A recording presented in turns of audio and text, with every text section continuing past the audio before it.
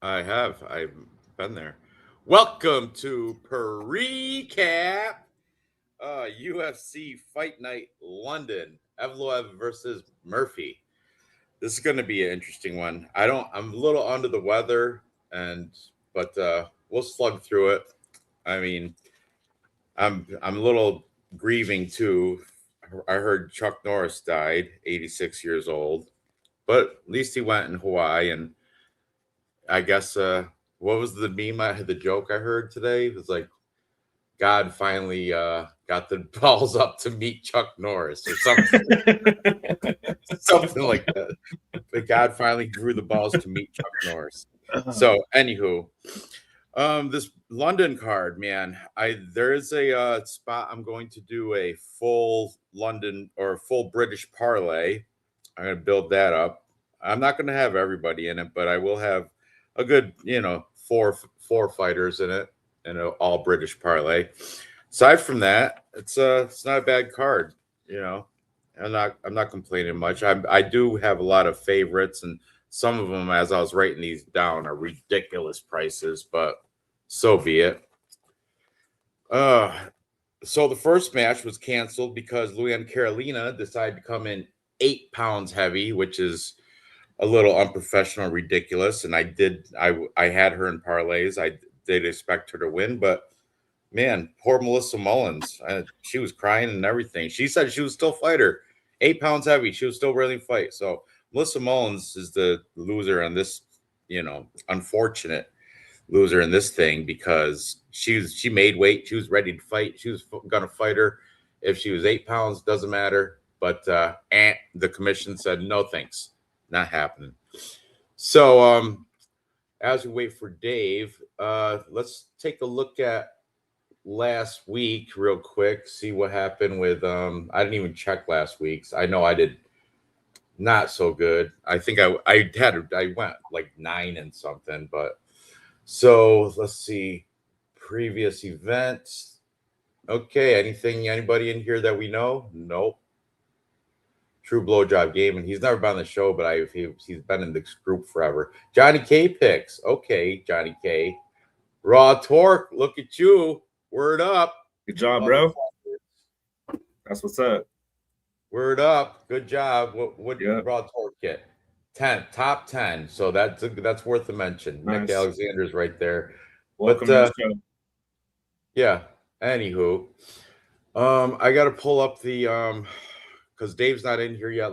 Give me a minute while I pull up this the face-offs, and but we will. Shit. Speaking of conspiracy theories, Ravina Oliveira, she weighed in a half a pound over.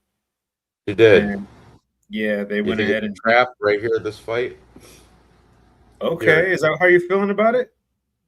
I think it might be, but I don't know. Chanel Dyer's. Let's examine it as I.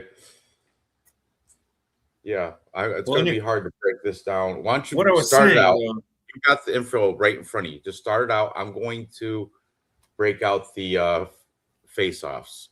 Okay. Oh, brother, no info needed. We got Ravina Oliveira going against Chanel Dyer.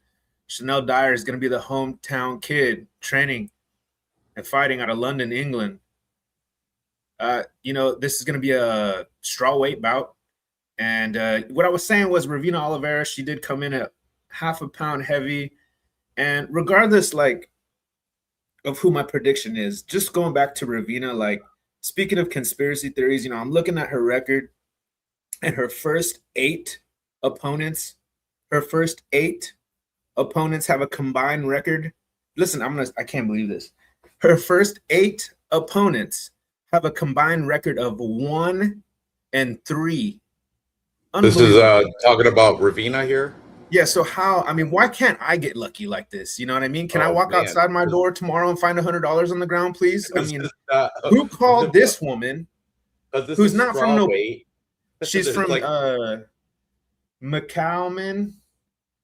Never heard of it. Oh yeah, though. I think that's it. Thank you. He's put that comment back up.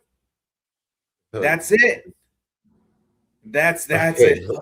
it. I knew it because you're never gonna see a woman like that homeless walking down the street. You know what I'm saying? So Right. she got in. Good Look on at the her. feet on her too. She's got bolts for feet. Look at she can take 3 steps and go across the ring. Yeah, she can wear Massive socks. feet. The favorite here, Chanel. She's got her sneakers on, so that's a weird look. But okay. But all honestly, though, Chanel Dyer is the more like athletic. I think she's got the better record too. And let me see. I didn't really look into these girl fights that much. Obviously, Ravina Oliveira's horrible. She got rear naked choked by this Stephanie Luciano. It was a UFC fight though. She lost her debut against Tainara Lisboa. Nothing great. Her entrance into the UFC, zero, like you said, a combined record of crap. There's one win. One win. This girl got one win right here. And then she went and beat this 8-5 girl in LKC. What is that? LKC. To some Liberty Combat Championships in There we Brazil. go.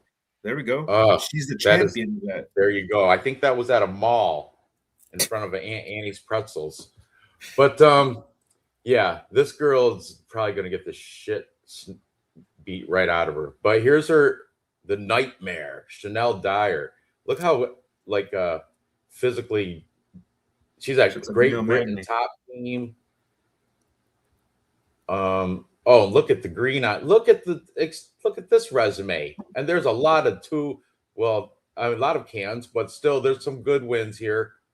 Good losses. Shannon Bannon, remember that? She's that Irish girl. She was in the UFC for about. Ivana Petrovic was in the UFC. So at least she's getting beat by people you've heard of, not at a shopping mall. She hasn't beat anybody really, but look at this stretch of green here, which got her into the UFC. Well, actually, she lost her Contender Series fight, which is weird. But PFL Europe, and these are not bad. This is 9-2 girl, 11-7. I mean, no names that I know, but this is Europe. So, I mean, but this girl, Chanel Dyer, I think she's a minus 550 for a reason. I mean, I didn't look deep into it, but I'm picking her. I'm pretty confident as well. Hey, Dave. What's up, buddy? What's going on? Glad you can make it. You know how I hate sharing screens. I know. Let me take you over for a second here. Oh, hold on. Let me see this perfect head kick. Oh, did you see that from Chanel Dyer? Watch it. Let's watch it again. Watch. Boom. Oh, good night, Irene. I don't know if her name was Irene, but good night anyway, PFL. Boom. All right. Yeah, that's why I'm picking her. Hey, what's up? Useless. Real Fight Picks was asking about you. Hey, what's going on, my guy? Hey, give it up for Useless. He's got his own show, and the channel is growing. It's really good. He's really a fresh voice for the community. Useless MMA. Check him out, guys. Check him out. If you watch this on the rerun, go there right now and check out what he got going on. He is the real one. He's the real one. We're fakes. We're fake. We're AI. No, that's not. I mean, there's levels. You know what I'm saying? No, I'm just playing. I'm playing. I'm joking. Just to be fair, here's the trap. Here's the trap girl. Y'all 3 goats. Here's the trap girl. Look at. She's beat. What was her combined record of her opponents? Real Fight Picks. 1-3. 1-3 was a combined record of all the people that she's beat on her way to the UFC. And she's coming off losses too, I do believe. I can't remember. But let me see real quick. She's coming out of Life MMA. Never heard of it. And yeah, she's coming off 2 losses in the UFC. Stephanie Luciano, rear naked choked her, and Tainara Lisboa. Ugh. So I don't know what you want to make of that, but I don't think this girl's all that good. So we'll go with the big, huge favorite. I'm gonna go with her anyway. Chanel Dyer, no bet, but she will be my Tapology pick. All right, Dave, I'm gonna let you take over the shared screen. whenever you're ready, you can just jump it. There you go. I got you. Thank you. Well, do we watch anything on these girls or no? I mean, watch just that, just the face off. The stats will tell a pretty big story. Watch face-offs on her? I was talking about her big feet. Look at those feet. She got like size 12s. Ravina Oliveira. I don't know enough about black hair, but that's not normal, right? I don't know. I don't be racist. You know, she could be mixed. She's from Britain, from Wales. Do we see the way in? Or no? They both look good in the weigh-ins. What's her name? Oliveira did miss weight by like half a pound, and she used the box, but it didn't matter. Not her, the other one. I know. I'm just looking. She looks good. She does look good, but unfortunately, I have to use Bet Online because the fucking March Madness drained my DraftKings account because I can't freaking win a bet in March Madness. Unbelievable.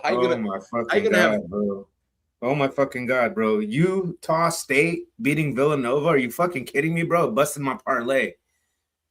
Jeez Louise. And Kentucky almost lost too. They didn't lose though. Yeah, but a little too And you know what? I had the under in that game, but it went to overtime. And I even stretched the point spread to 165, went to overtime, and 166 was the final total. Unbelievable. And if it didn't go to overtime, I would have cashed that easy, no sweat. Whatever, doesn't matter. Yeah, what we got here, minus 500 and plus 370, same thing as Bet Online. Minus 550, plus 400 for Ravina. Yeah, spent too much time on it already. Real fight picks, which pick? All right, honestly, I'm gonna spend like $5 and put Ravina in a parlay with like Luke Riley, whatever the fuck his name is, and I'm gonna do it because she's been training since she was 4. Okay, let me throw this one at you because I don't want to waste too much time. Let me throw this just one at you guys, okay? I mean, you guys came here for the real shit. For the real fight picks, right here, my Cash App tag right there. Real fight picks. So I'm gonna give you guys something cash worthy right now. Okay.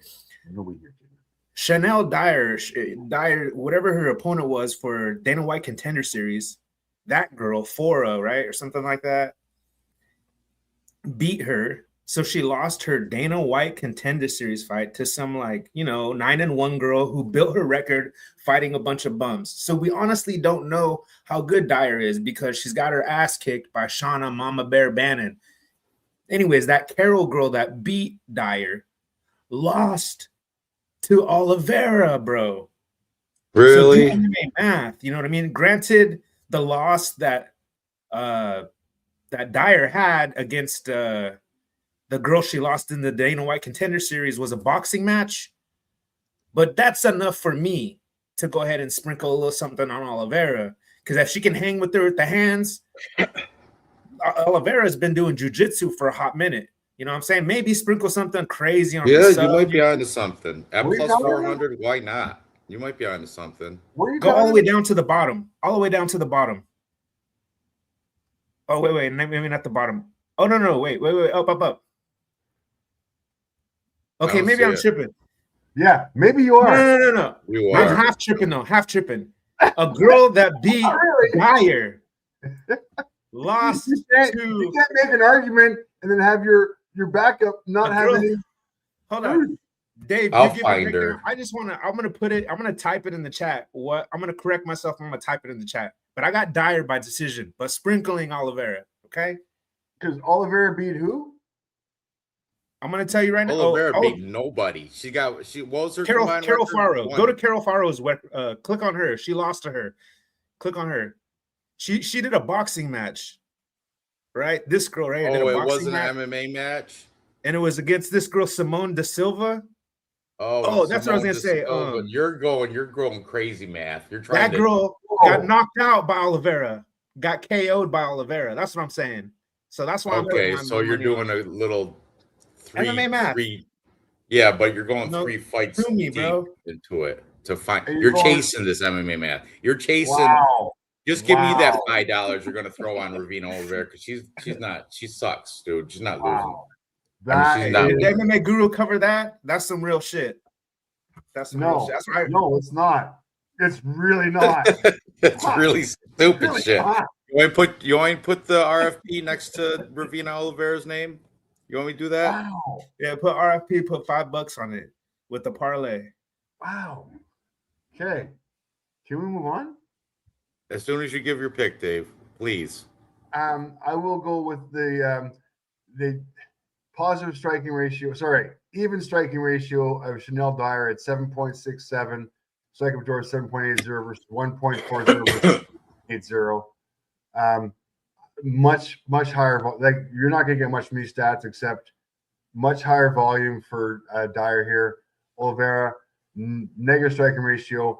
Little bit of ground game in the first 2 fights. Yet to be seen whether she can do anything with Dyer. It's got to be Dyer just for the volume alone. Not even close. I don't know why we're going deeper than this. Moving on. All right. Moving on up the card. Next we have Shamrock taking on Abdul Karim Al Sawadi.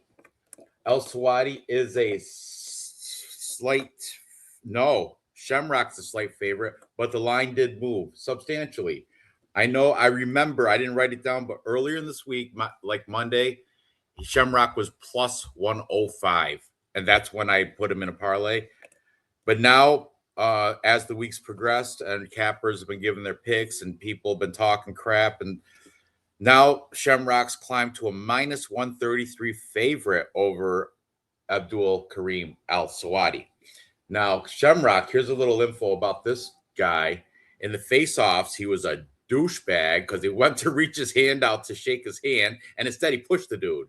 Like such a douchebag move. Well, you'll see it when you see the face-offs. Secondly, Shamrock spent 9 years on the run, escaping the law for a crime he didn't commit. But that's up in the air. Why are you gonna run 9 years for a crime? I don't know. There's a lot of fishy, weird shit going on with that story. But the point being, I mean, Al Sawadi's not that good, but Shamrock's not all that either. He's coming off a loss, to Nurullo Aliyev, but that guy's undefeated. So you kind of got to give him, all right, Nurullo Aliyev undefeated. So anybody, he could, but on paper, it could have been anybody. What's his Al Sawadi's losses to? He got knocked out by Loic Radzhabov. Radzhabov is, he's okay, but he's nothing fantastic. You know what I mean? So this is a coin flip of a fight, in my opinion, because I like that Al Sawadi's fighting out of Fortis. That's Saif Saud. That's the coach over there. He's one of my favorite coaches. But Shamrock, he's had a next generation MMA, Liverpool, that's pretty good British school. I'm going to be rooting for Al Sawadi, but I'm not going to touch this on a betting thing. And on Tapology, I'm going to go with Shamrock. I think he's got a little bit of the edge. He's got the height. He's got the reach. And plus he's the home team, so I'm going to go with the Shamrock, but I'm not confident at all, and I could be easily swayed, and I'm actually going to be rooting for the Fortis fighter. So, yeah, Dave knows. Dave will get there to the stats, but real fight picks. What's up, Gerald? What's going on, my brother? I'm with him. I'm with Gerald. I'm with you, Joe. I want to know the stats as well, because let's watch this face off though, because he's such a dick. Watch this dick move. Hey, I'll shake your hand. No, I won't. I'm going to push you instead. What a dick move. But Al Sawadi is wearing his freak. I hate when they wear their flag as a cape. It's not you're not a superhero from Palestine or where that's a Palestinian flag too. So maybe he deserved to get pushed for wearing his flag like a cape. Look at here, bud. Oh, no, back off. Classless. That's classless, though. It's cheap. And then he just gets, I don't know. I don't like that. I don't. That's why I'm rooting against this guy. I mean, there's not going to be too much there as far as the stats go, I'd imagine, for Shamrock. It's a really great question, though, because obviously I know how we all think, right? We're not casuals. We come here, we really deep think it, and we all see this fight maybe happening on the feet, unless Al-Zawadi supposedly has a wrestling background. I don't know too much about it. I heard that's what he would be considered. He did take down. There was a fight. It was Loic. I think Dave's got stats. He can pull up past fight stats with takedowns and shit. Yeah. So, if that's the case, you know what I mean? Is Shamrock have better hands? It doesn't look like that according to these stats, but it's a small sample size. I would say go back and watch one fight of Shamrock just to see if he has any volume at all, or if he's just trying to be like a Ryan Hall. Because if this fight takes place on the feet, which it should, because I'm imagining that his takedown defense is only 20%. But then Shamrock doesn't look like a strong wrestler. So yeah, this fight probably will take place on the feet. I guess I gotta go with the Fortis MMA Safe Saud. I'm gonna go with his fighter, because that's a really great coach. It's a really popular gym in England because of Paddy Pimblett, but I think Luke Riley is probably the best fighter out of that gym and has the highest ceiling, because Paddy Pimblett, he kind of was he's great, he's skilled, you know what I mean? But he's not, there's levels, and he got shown that his last fight when he was a favorite.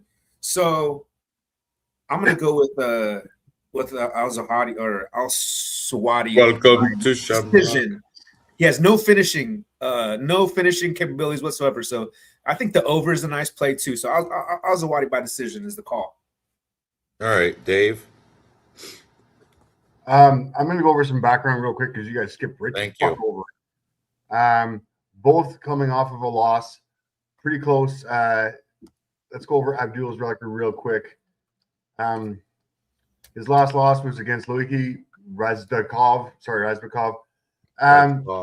Decent, very much of a similar fighter as he is.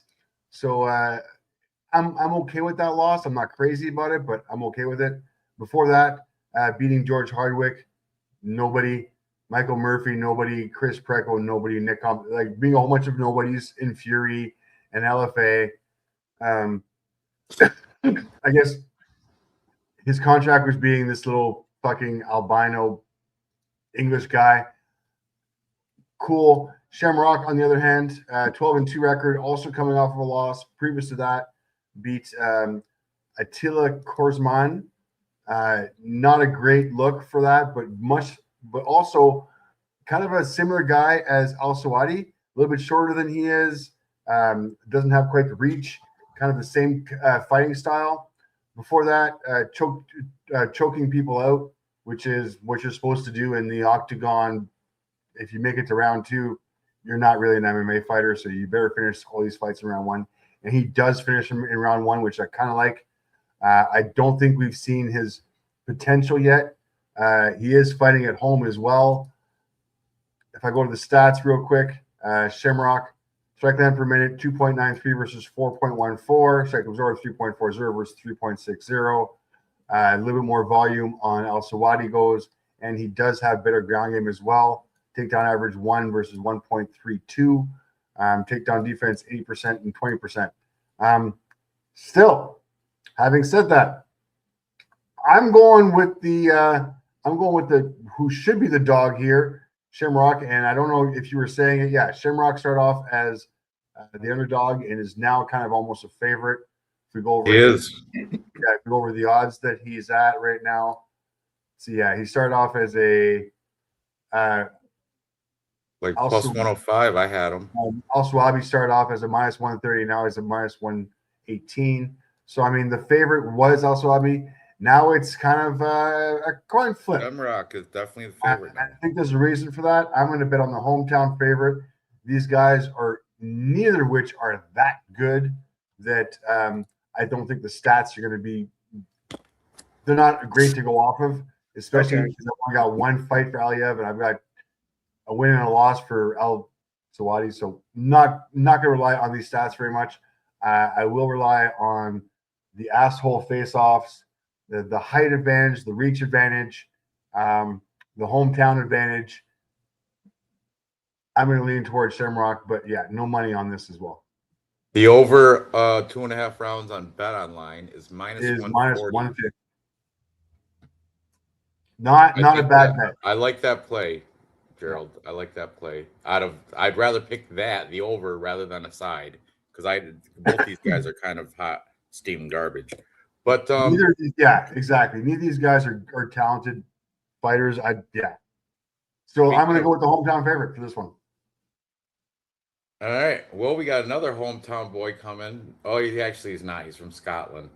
But we have big boys. Louis Sutherland taking on Brando Pericic. Brando, what is he? The Balkan Bear? Yeah, Balkan Bear Pericic.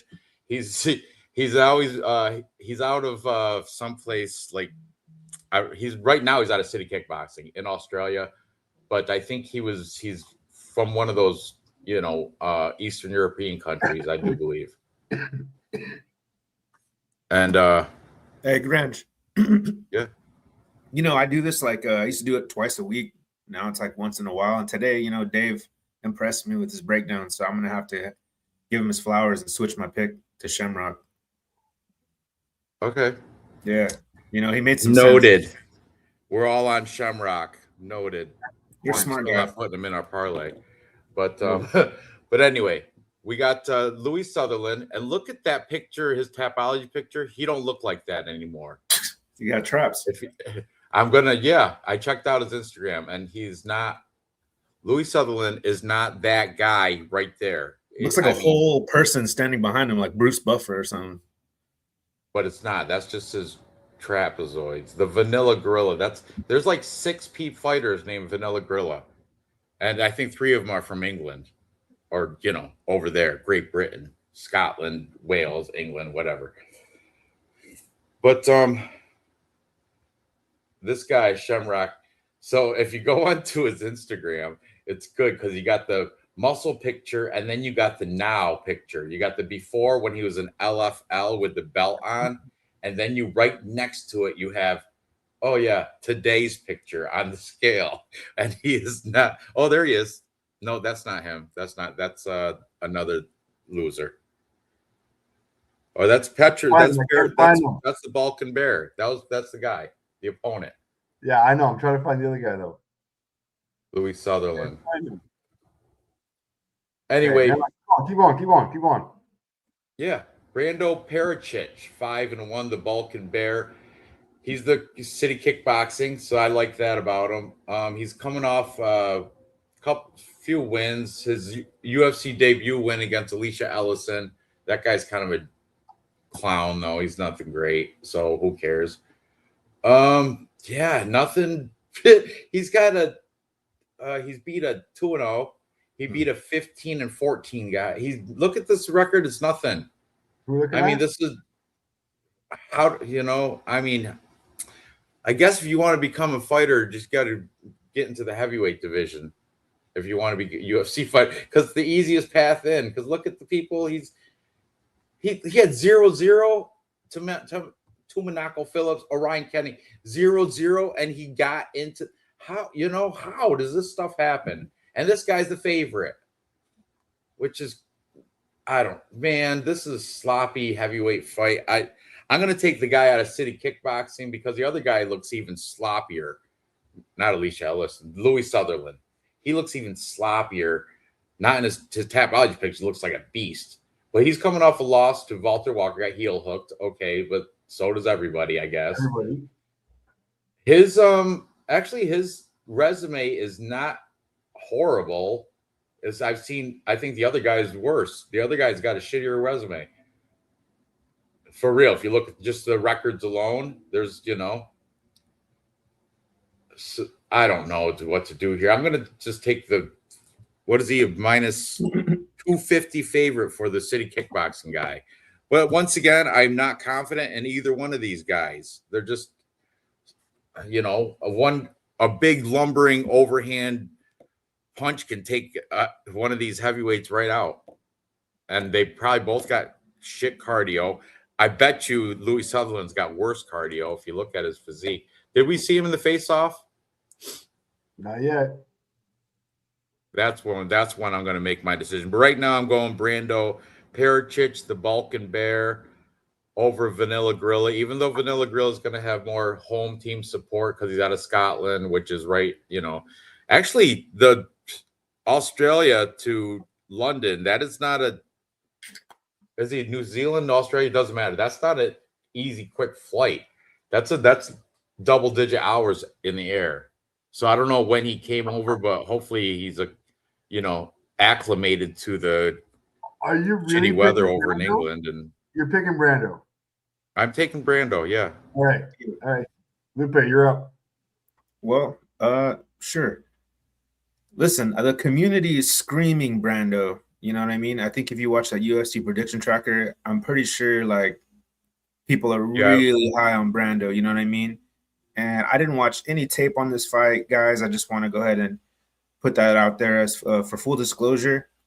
Look at right here. Look at the physique on Sutherland. You gonna pick that guy? And look at how mean Brando looks. He's just mean. He's just he's not playing. I don't know. I mean, look at Andy, Ruiz. You know what I mean? Like, look at Roy Nelson. I mean, but if you look on paper, Louis Sutherland does have a better resume, even though they're kind of bums also. Yeah. Just that Pericic, is this his debut or what? No, he had that Alicia Ellison debut, round 1 knockout. I don't know. I mean, honestly, it looks like Louis Sutherland went through something. I don't know. One thing I would probably look at before I put any money on it. He went through a fucking buffet. That's what he went through. All you can eat buffet. I would look at what he weighed in on his previous fights when he looked good, and then what did he weigh in today? And that's what I'd probably look at if I was, but I'm not gonna. That's when he was on the sauce, obviously, right there. LFL. They didn't test. They don't test over LFL. Yeah, like Walter Walker. I heard 264. MMA Guru said that Louis Sutherland does have a low kick from hell, though. It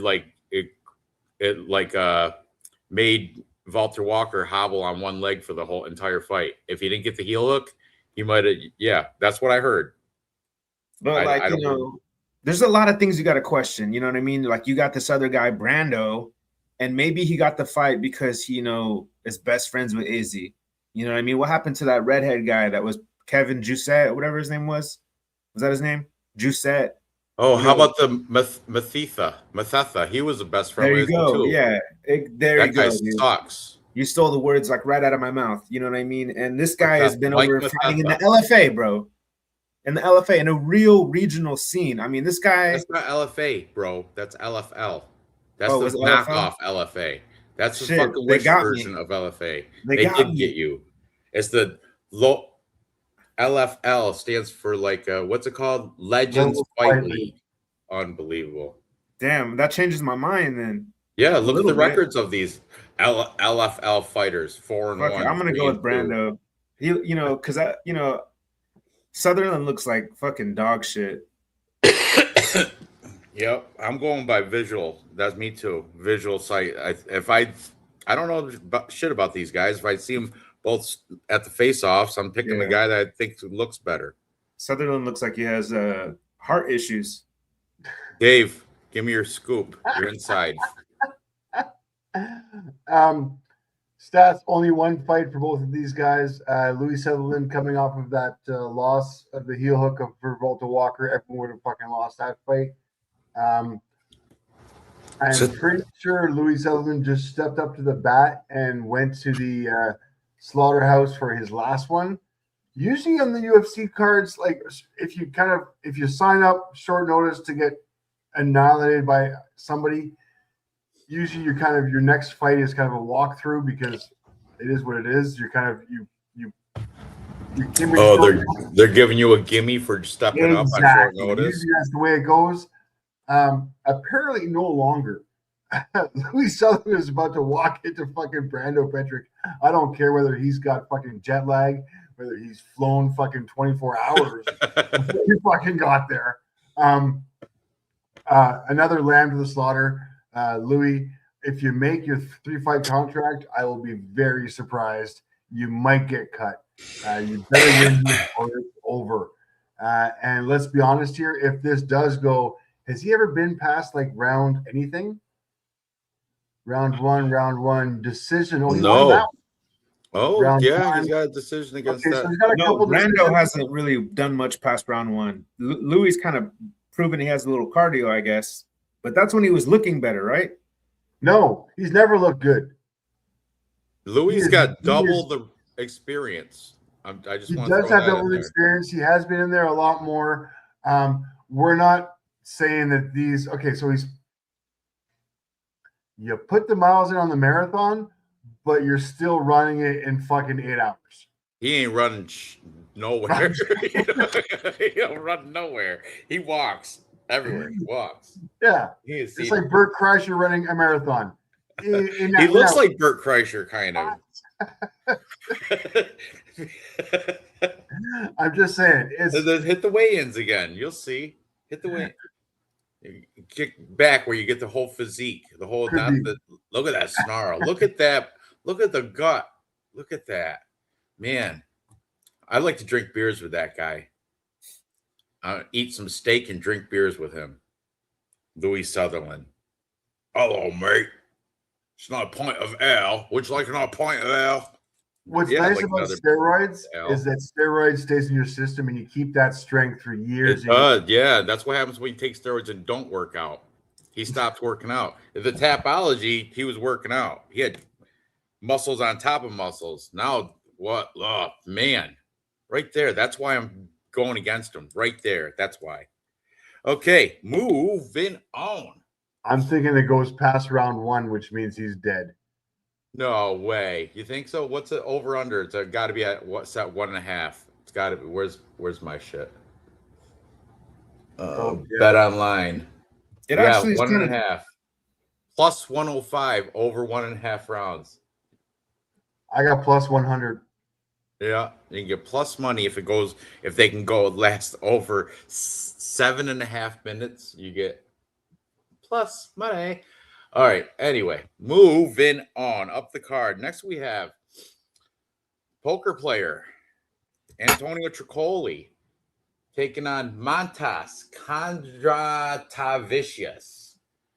That's a mouthful, huh? Montas Kondratavicius.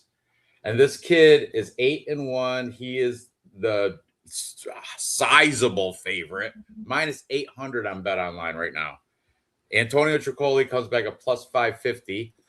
And everybody's been bashing Tricoli because I guess I haven't checked it, but if you check his Instagram, it's all poker playing because that's his first job. Fighting is his second job. So all the cappers have been like, if you're sitting around playing poker for you're just sitting there, no motion, you're not training, and that's Antonio. I think this might be a trap, dude. He made weight. He looked good on the scales. He looked good in the face-offs, and he's plus 550. And let's see. Okay, you know what? It's lies too. There's a lot of. I'm looking at Instagram now. There's a lot of poker playing pictures, but I see him doing some dips and shit and working out and punching a bag and stuff. Some comedy stuff. Oh, it's a comedy. It's a skit.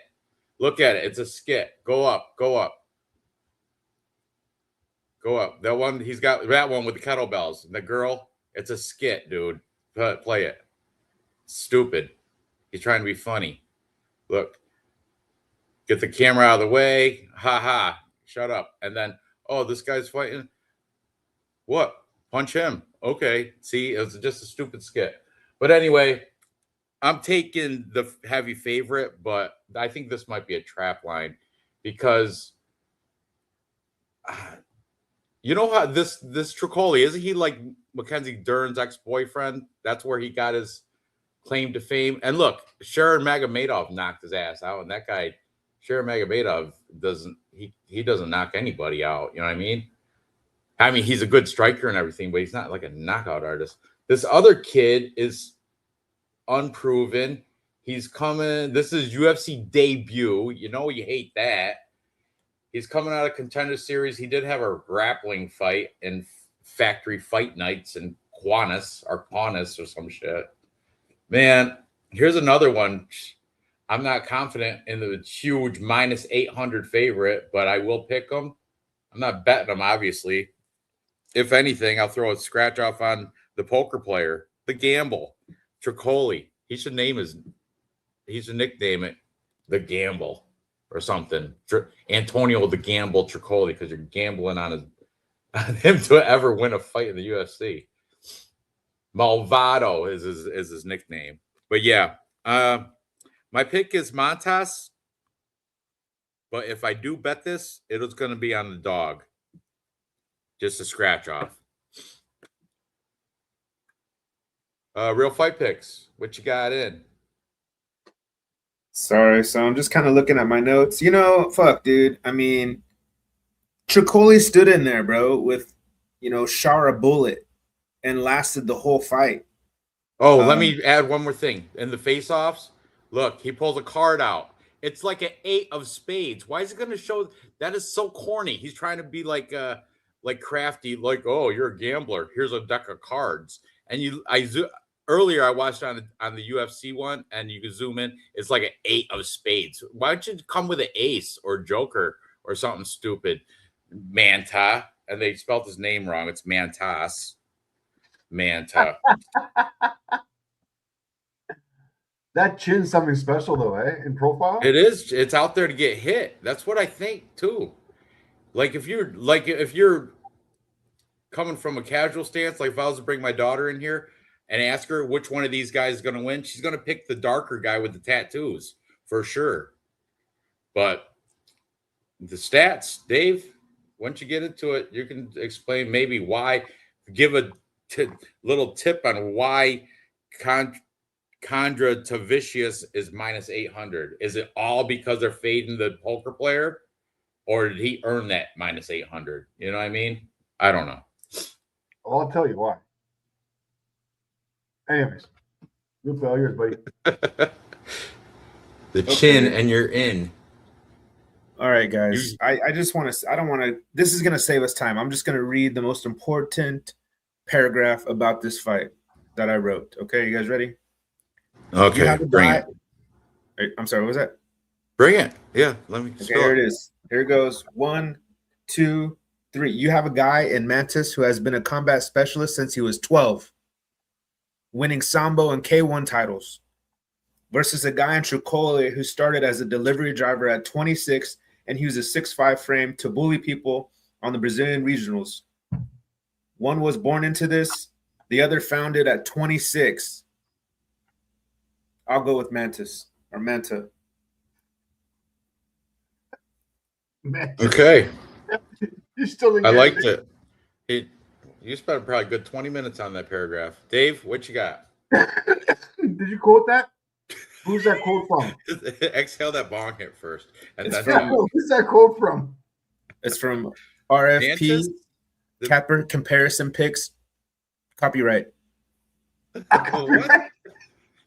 You feel the need to copyright that? Listen, you do you. All right. It's not even close. Yes, we're going Mantis all day long. Strike line per minute, 4.55 versus 1.37. Strike absorbed 3.64 versus 5.55. Heavy negative striking ratio for Antonio Tricoli, who's fought fucking garbage. Takedown average 13.64 versus 0.79. Accuracy 100%. I get it. He's only got one fight. Let's go over his Antonio's record real quick. Just in the UFC, Kenneth Berg. Not impressed with that one. His loss against Shara wasn't even close. Landed the slaughter. Trayshawn Gore subbed him real fast. Mansour Abdul Hadiq once again subbed him real fast. I think it's pretty obvious the way it's going to go. I think we're looking for subs real fast, And if that's the case, we got this guy. I don't know. Look at Virgil Ogden. Rear naked choked him. Round 2. Virgil Ogden. Choked him, yeah, but he's not going to get. I mean, at least he armbarred this guy.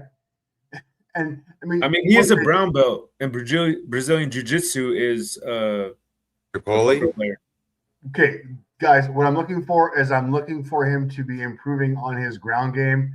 And oh my goodness, his last fight was a grappling fight, which is exactly what he's doing in his camp. Happy with that. He's working on his grappling. That's where he needs to improve. If not, his knockdowns are fine. He even does have some submissions back there. He's just improving on his game. I got Camille easy. Camille? Sorry, Mantis. My apologies. I just want to real quick take a peek at his. I looked at Tricoli's Instagram. I would say Mantis. Oh man, he is white as a ghost too. He looks like a Wish version of Ian Gary and that Bryce Mitchell's nephew there, Cunningham. Is that his name? You know what I'm talking about. We're ragging on him last week. Anyway, yeah, I guess I got to go over this guy. He does got a pretty cool animation shit in his Instagram. It is pretty cool. I love the chin too. All right, moving on. Now, next we have the biggest, widest line on the card at heavyweight. We got Mario Pinto minus 900. Ridiculous. Taking on Felipe Franco, coming in short notice. And I don't know how he even got the call, because he shouldn't even be. Dana should just throw his number away. I don't know what he can do. What? How's it? I guess he does have a win in Colosso Extreme Fight. I swear to God, I think Colosso is a mall. Let me look. Colosso, I think that's at the mall. I don't know, but because it's in Brazil. But for real, this guy is not Colosso Extreme Fights Mammoth Fight Champion. If you're coming out of Brazil, it better say Lux or Jungle Fights or some shit like that. Not this mall shit, this corner backroom bar fights and stuff. This stuff, demo fight, that's definitely at a mall down in his earlier days. Look, 02, 19th. Horrible resume. Horrible. He's got one good fight in there that's cleversome Tavares. He's coming in. What's that? I mean, he beat this guy named Lucas Nascimento. I'm assuming that's not the same Lucas Nascimento I know. Okay, good. You don't know a Lucas Nascimento. No, you know a different Nascimento, and there's no relation that I'm telling you. At all. This Lucas Nascimento, I think, now is selling tacos out of a truck. But okay, so this guy, Felipe Franco, he's 225 pounds? Mario Pinto is a giant compared to him. A giant. Yeah, this is I've already spent way too much time talking on it. Mario Pinto TKO, probably round 1. I will. It's got to be 1.5. It's got to be the over under, because I will shit if it gets past first round. What is it? Yeah, 1.5. Minus 170, under 1.5. So even the bookies, everybody in the world knows Mario Pinto is going to knock this dude out. But you know what? Trap line. Mario Pinto will let off and knock him out in halfway through or after the round and a half, just for the bookies, so they can. Oh, look at this. Look at the size differential. And plus this Fernando Franco, or Felipe Franco. Is that his name? Yeah, I guess. He's not good. So I mean, I don't know why he's even in there. They could have picked so many different people to have a better fight against Mario Pinto than this guy. Who drew? Mick Parkin withdrew. He would have got destroyed too, Mick Parkin, I think. Mario Pinto's bound for the top 5 in heavyweight. So yeah, that's my pick. Real fight picks. What you got? I'm trying to find like where this dude Felipe Franco, is that his fucking name? I'm trying to find out where he trains at, Felipe Franco, and it doesn't even have a gym name. What? No affiliations? Yes, he does. Galpao Deluda, right there. Okay, just for that reason, I'm gonna go pick Pinto. That's a good gym right there. Are you sure? Yeah, it's not bad. Look at Herrick Marinho, the owner. They're gonna whip What? your ass. He's got a UFC hat on. And Dude, that guy's a chump. Huh? He's a chump. Oh, Gelton Almeida trains there?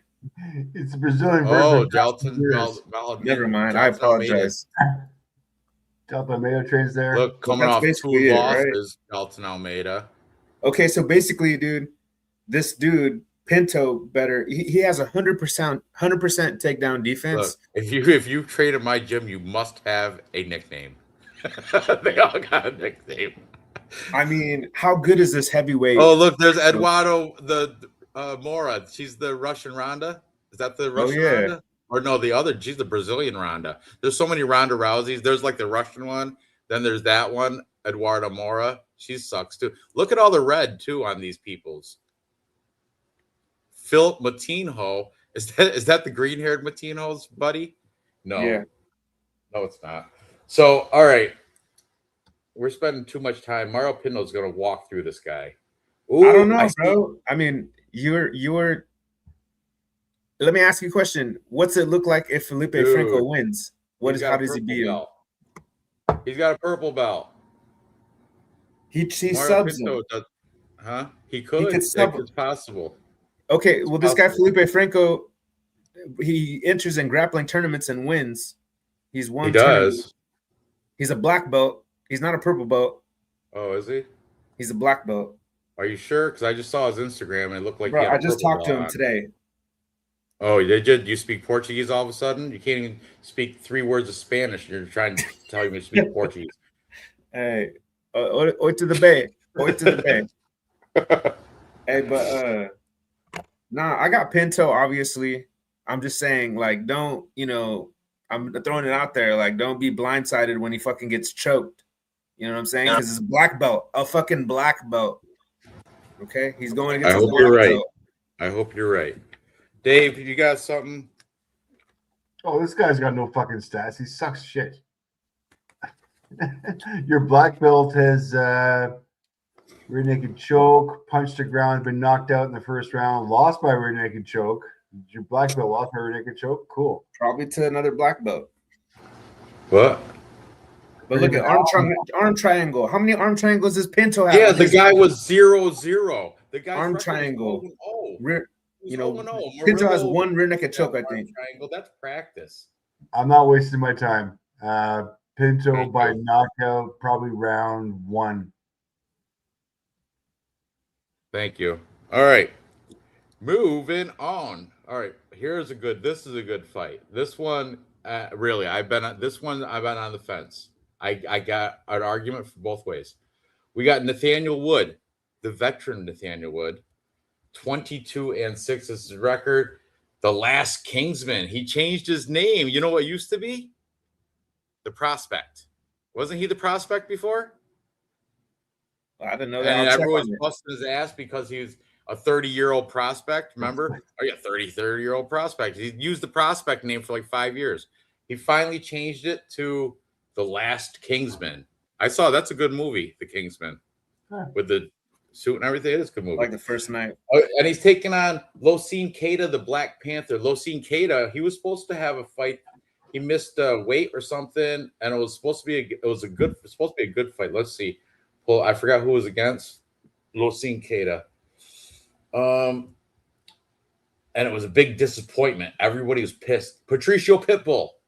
Yes. Everybody was pissed off because he missed weight. Therefore, it never happened. But that was supposed to happen. That was supposed to be a good fight. And now he's coming in as a sizable favorite, minus 270 against the veteran skills of the last Kingsman, Nathaniel Wood, who's coming off 3 wins, and they're like a decent win. And he's got some grappling wins mixed in there too against UFC fighters. Alex Caceres, UFC fighter, grappling win. Cameron Else, UFC fighter. Anyway, he beat Daniel Pineda, unanimous decision. Morgan Charrier, that's that French kickboxer, unanimous decision. Jose Delgado, unanimous decision. So, and before that, he's got that one loss to Muhammad Naimov. But aside from that, look at all these other people he's just putting down. Unanimous decisions, all of them. Jourdain, Charles Boston Strong, Rosa, Andre Feely, all the John Castaneda. Keep going. You can go right. Oh, my mouse is getting tired for scrolling so far.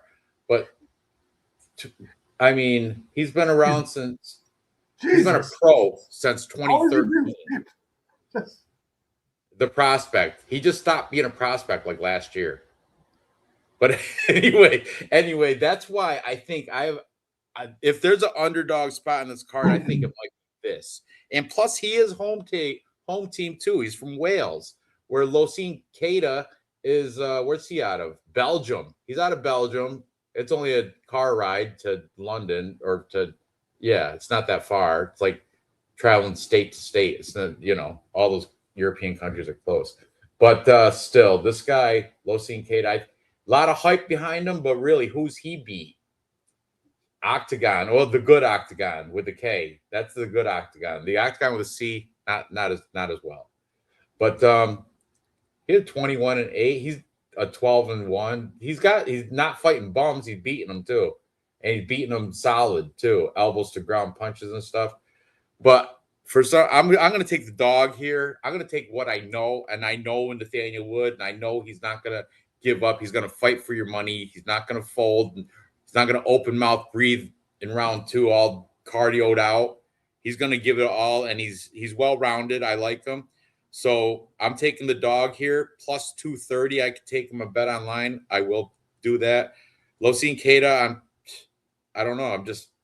He has yet to show me. I see on paper he looks great, but he's got to prove it to me. So I'm going with Nathaniel Wood. I've seen him in action, and I like him. Real fight picks. What's he doing there, Keita? Warming his hands up by the imaginary fire. What is that? What's going on with that? What was that thing? Well, yeah, even Nathaniel Wood's not impressed. Okay, you joker. Oh, that was like a attempt to be Michael Venom Page. Okay, real fight picks. Are you frozen or no? You're not. You're on mute though. Oh, sorry. I've been talking this whole time. Oh, unreal. I didn't even see your mouth move. I gave my whole breakdown. Okay, well, here's what worries me. Just look at them. You got Losine Keita. He's a double champ from Octagon MMA fighting. He was a lightweight champ. So he's huge. It's going to be a tough fight for Nathaniel Wood. And I heard he's fast. So if he's the fast, because that's usually Nathaniel Wood. And so I don't know about this fight. You know what? I'm not going to put any money on it. I'm really looking forward to just kind of sitting back and enjoying it, to be honest with you. This is probably the fight that when it comes on, it's like, fuck, finally. Like this fight I've actually been looking forward to. This is going to be about, who's just watching a good MMA, like good technical fighters, not no cans like fucking Fatty Sutherland. So this is going to be a great fight. Geez Louise. Would shut down this hype train of this kid who I've never heard of, who's a double champ in Octagon. I mean, how good is Octagon? You got Nathaniel Wood, who's 6-1 since he's went up to featherweight, only losing to Naimov.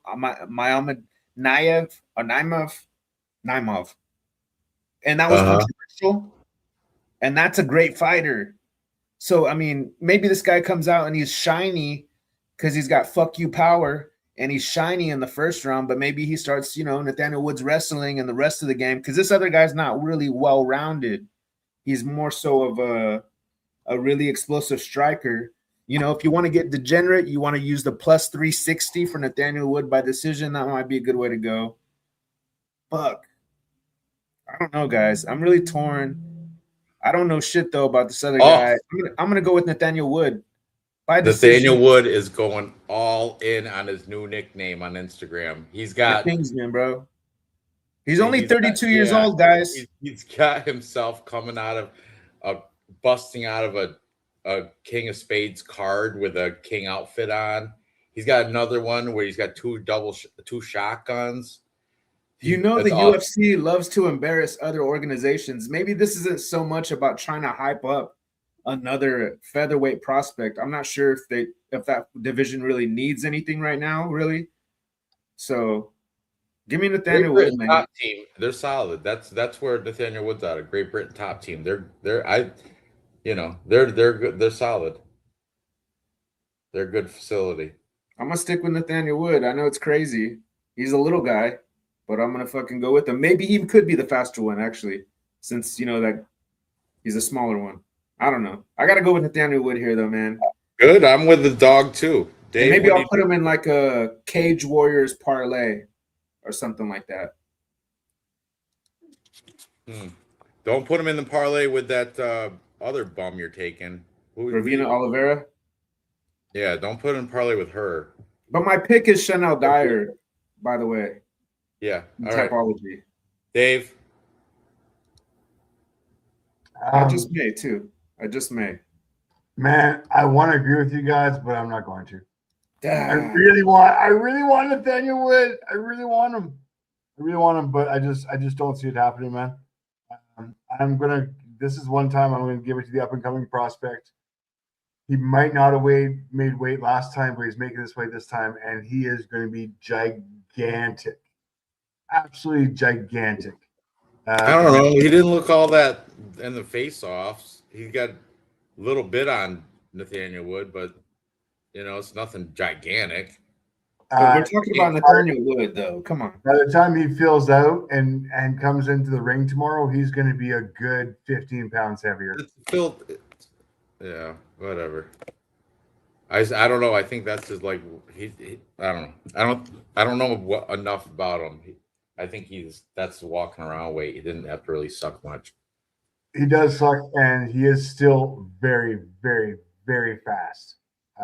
So it'll be interesting to see. Once again, I'm looking forward to this one as well, but I am picking the young up-and-comer. I think Nathaniel Wood is just got this fight because it's in England now. Like if it was a fight anywhere else, he wouldn't be able to sign a contract. And it's the only place he can ever sign a contract and have a fight. Nathaniel Wood. No way, dude. You just see. I just right told now? you coming off of 5. Look at 1, 2, 3, 4, 5. Oh, it's a couple grapplers and the grappling ones, but his record is great. He's only lost to Muhammad Naimov. That was controversial decision, and since 2020, he lost to Casey Kenny. I mean, he's still got contract life left in the UFC. Even with the loss here, it's not like people want him to leave the UFC. Nathaniel, what do you suck? No, but his only fights are in England. So this is where I don't see him win this fight. But we'll see what happens. It will be very interesting and one to watch. It will be. All right. So you're on he's a favorite for a reason, so I don't blame you. But I'm taking the dog here. I got to pick at least a couple dogs on the card. Moving on. Next we have another British veteran, I would say. He's been in and out of the UFC, Mason Jones. Mason Jones, 17-2. He's taking on Axel Sola, 11-0-1. Axel Sola is a French fighter. He's not. I mean, what's the odds on this sucker? Oh, it's kind of close. Mason Jones is minus 145. Axel Sola is plus 125. So pretty close here. Axel Sola is coming off a win over Reese McKee. That's a good body shot too. Great win. Before that, he was in Aries FC, which is probably on a regional scene scale, it's kind of mid. Mm-hmm. Brave CF too, which is better than Aries, but I don't know. He's got like a European experience here, and they're not bums. He's going against decent guys, 16-7, 12-5. You know, so you got that. But Mason Jones, though, the Dragon. Like I said, he was cut and then he came back. But the thing is, when he was cut, it wasn't a good cut. He shouldn't have been cut. I was like, why? Why was he cut? But thankfully, he went to Cage Warriors and earned his way back. And then when he came back, he beat Jeremy Stevens and Balaji. But he was cut right here after a loss to Ludovic Klein. That's when he was cut. And why? That's not a horrible loss. Mike Davis is good as shit too. So I don't know why he got the cut, but regardless, he's back now. And he's coming off of a performance of the night over Balaji, who we lost money on last week. We all did too, because we all picked them. So don't fucking say you didn't. But now he's got Axel Sola, and this guy, my jury's still out on Axel Sola. I don't know how he's undefeated. Well, he's got one draw, but I'm looking for flaws in his resume, and I really don't see many. So I can't like justify picking against this guy. So I don't know. I'm on the fence. Maybe you or the chat or somebody can push me on to one side or the other. But right now, I'm still up in the air on this fight.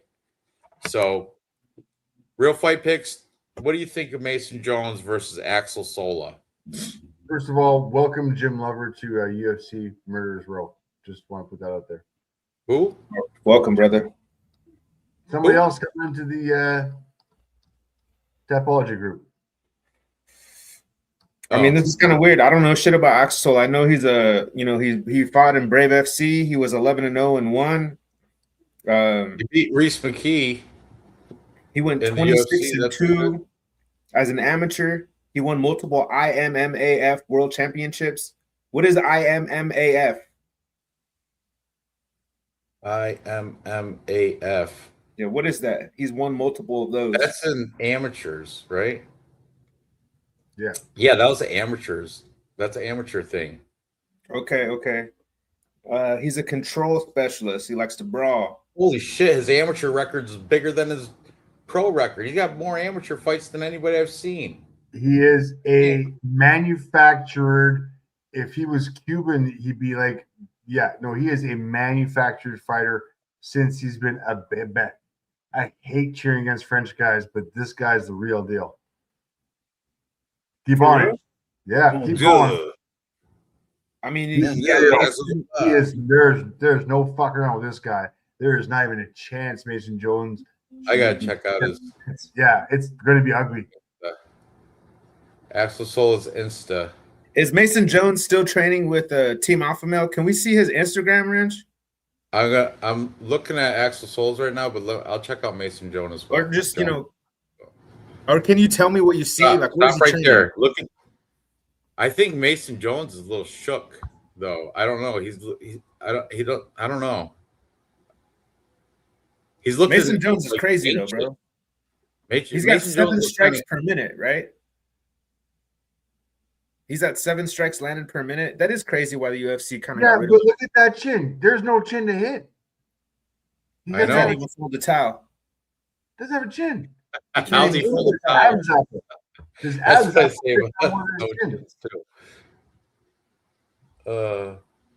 so Terra de Mars. I don't know. I gotta see some stats for Jones because I know Jones's name. I mean, if we're picking whose name do you recognize, I recognize Mason Jones. You know, I know this kid was 11-0 and Brave at CF. That's fucking amazing. Oops, sorry. 1 second, guys. Oh, he's got on his Instagram. He's got some Menem Feroz on there. Another French fighter. Some weird running with that's got to be AI. I don't know. He's got some weird shit going on. See, he's got a foot race and he's holding a cat and the other guy's holding a dog. That's weird. See it? Go up, Dave, or I don't know. No, it's down. What the hell are you looking at? Look, right. Keep going down. When you'll see a bunch of people running. It's got a dog. Yeah, no, keep going. Right there, right there. Look at That- what's going on with that. I don't know. Running with your dog race or running with the cat and Saturday morning. They're racing. oh, They're racing their pets on Saturday morning.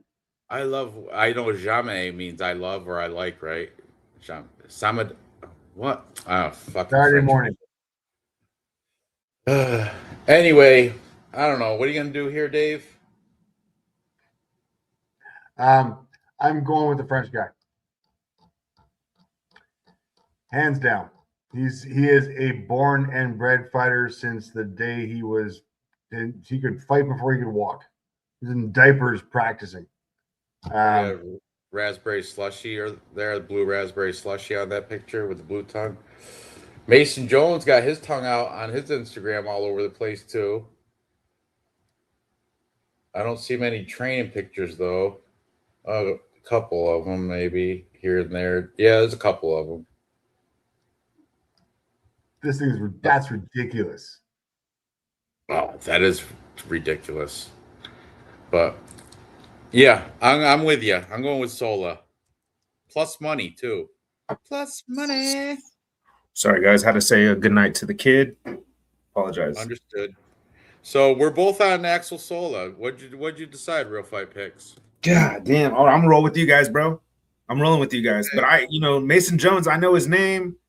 What's he's got? 5 strikes landed per minute, and he's the proven one. You know what I mean? I'm gonna go with Mason Jones, bro. Okay. I'm gonna go. Mason Jones. Did he knock out Reese McKee? He did, right? No. I think it was a unanimous decision. I think. Let's. What was his? What were the numbers that fight for those guys, Dave? That's not even. It wasn't even Reese McKee. Anyway, that was Axel Sola, right? I'm going Mason Jones, bro. I'm gonna go with Mason Jones. He's the name. He's got the volume. I mean, this guy beat Reese McKee. Reese McKee fucking sucks, bro, and he couldn't even finish him. Is what you're saying? I don't see why I'm picking Sola. Reese McKee's a zombie. I mean, he's Reese smoked. McKee's not horrible. He's kind of not that good though. He's like really tall, and he's like should be better for his height and his for the weight division. And he did KO him. Oh, it was sick. I remember that. He did knock him out. He did. I got Axel Sola. I remember that he fucking folded him, and he was finding him, hunting him down, and then see how it was his first UFC fight. He took the first round as kind of a feel around, started fucking bullying and dominating in the second round. Yeah, and fucking annihilated him. I remember. Okay, I'm sorry, guys. That's why I wanted to see it. It went from scribble off of Sola onto Mason Jones, scribble off of Mason Jones, put it back onto Sola, running out of room because all these scribbles. Well, Mason Jones is too he's unanimous decision. I think that's why UFC let him go. Come on now. That's why they let him go. Because he was too pussy. Boring. That's pretty much every British fighter.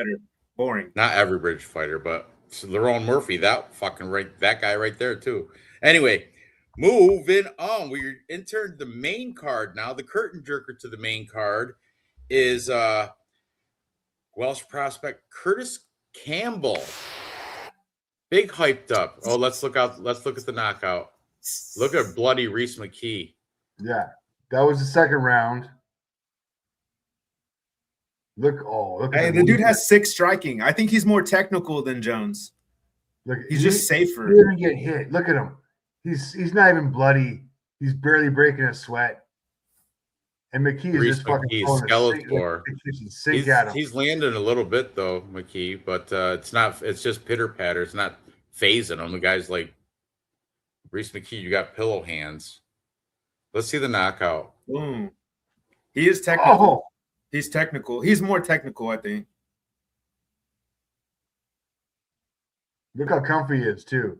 Body shot. Very smart, huh? Dude, just volume. That was an early stoppage.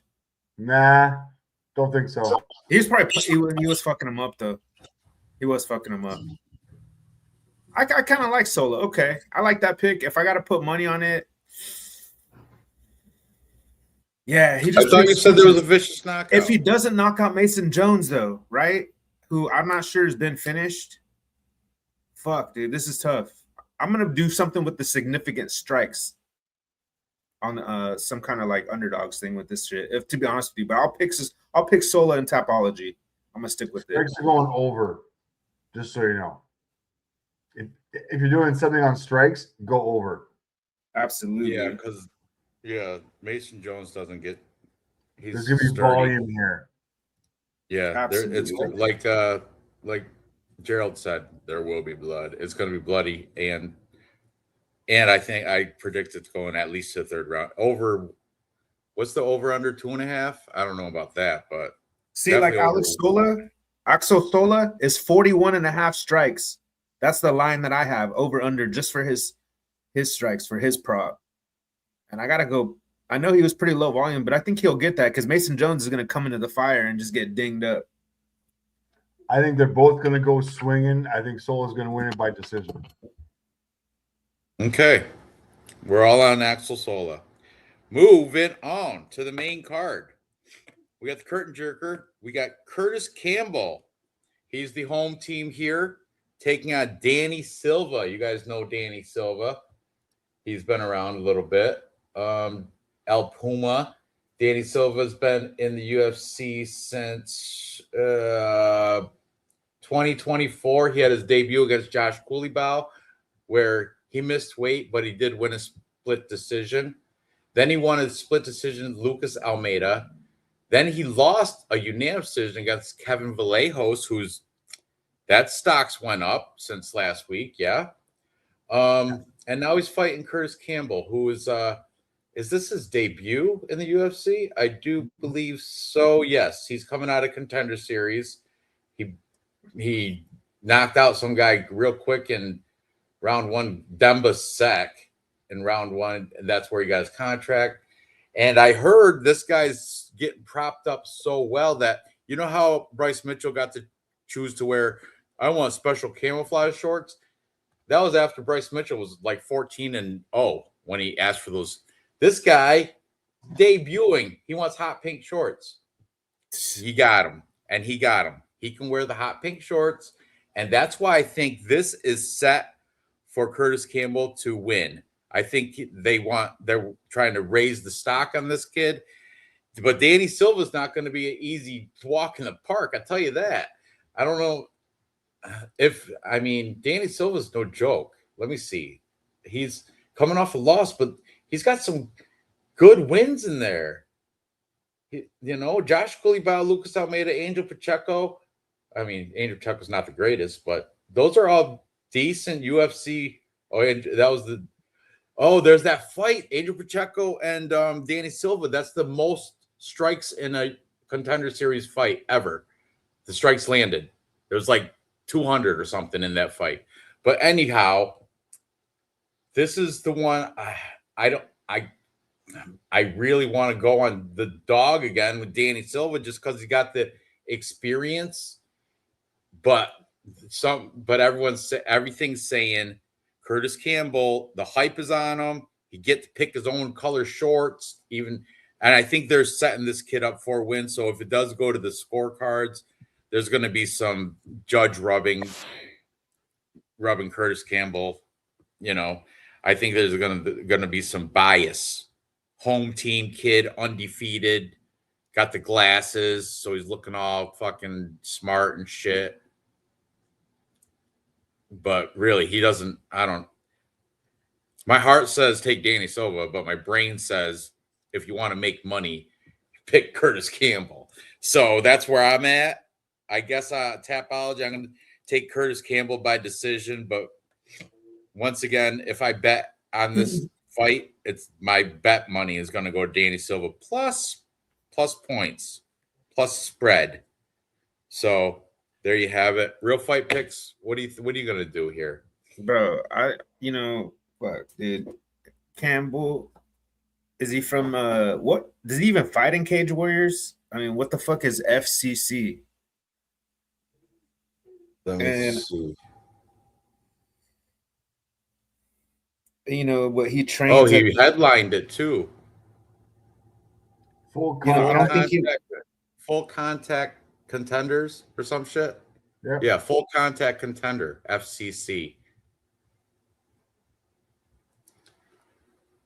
Man, got one loss way back in amateurs against Leon McCracken. His brother, that's Phil's brother, Phil McCracken.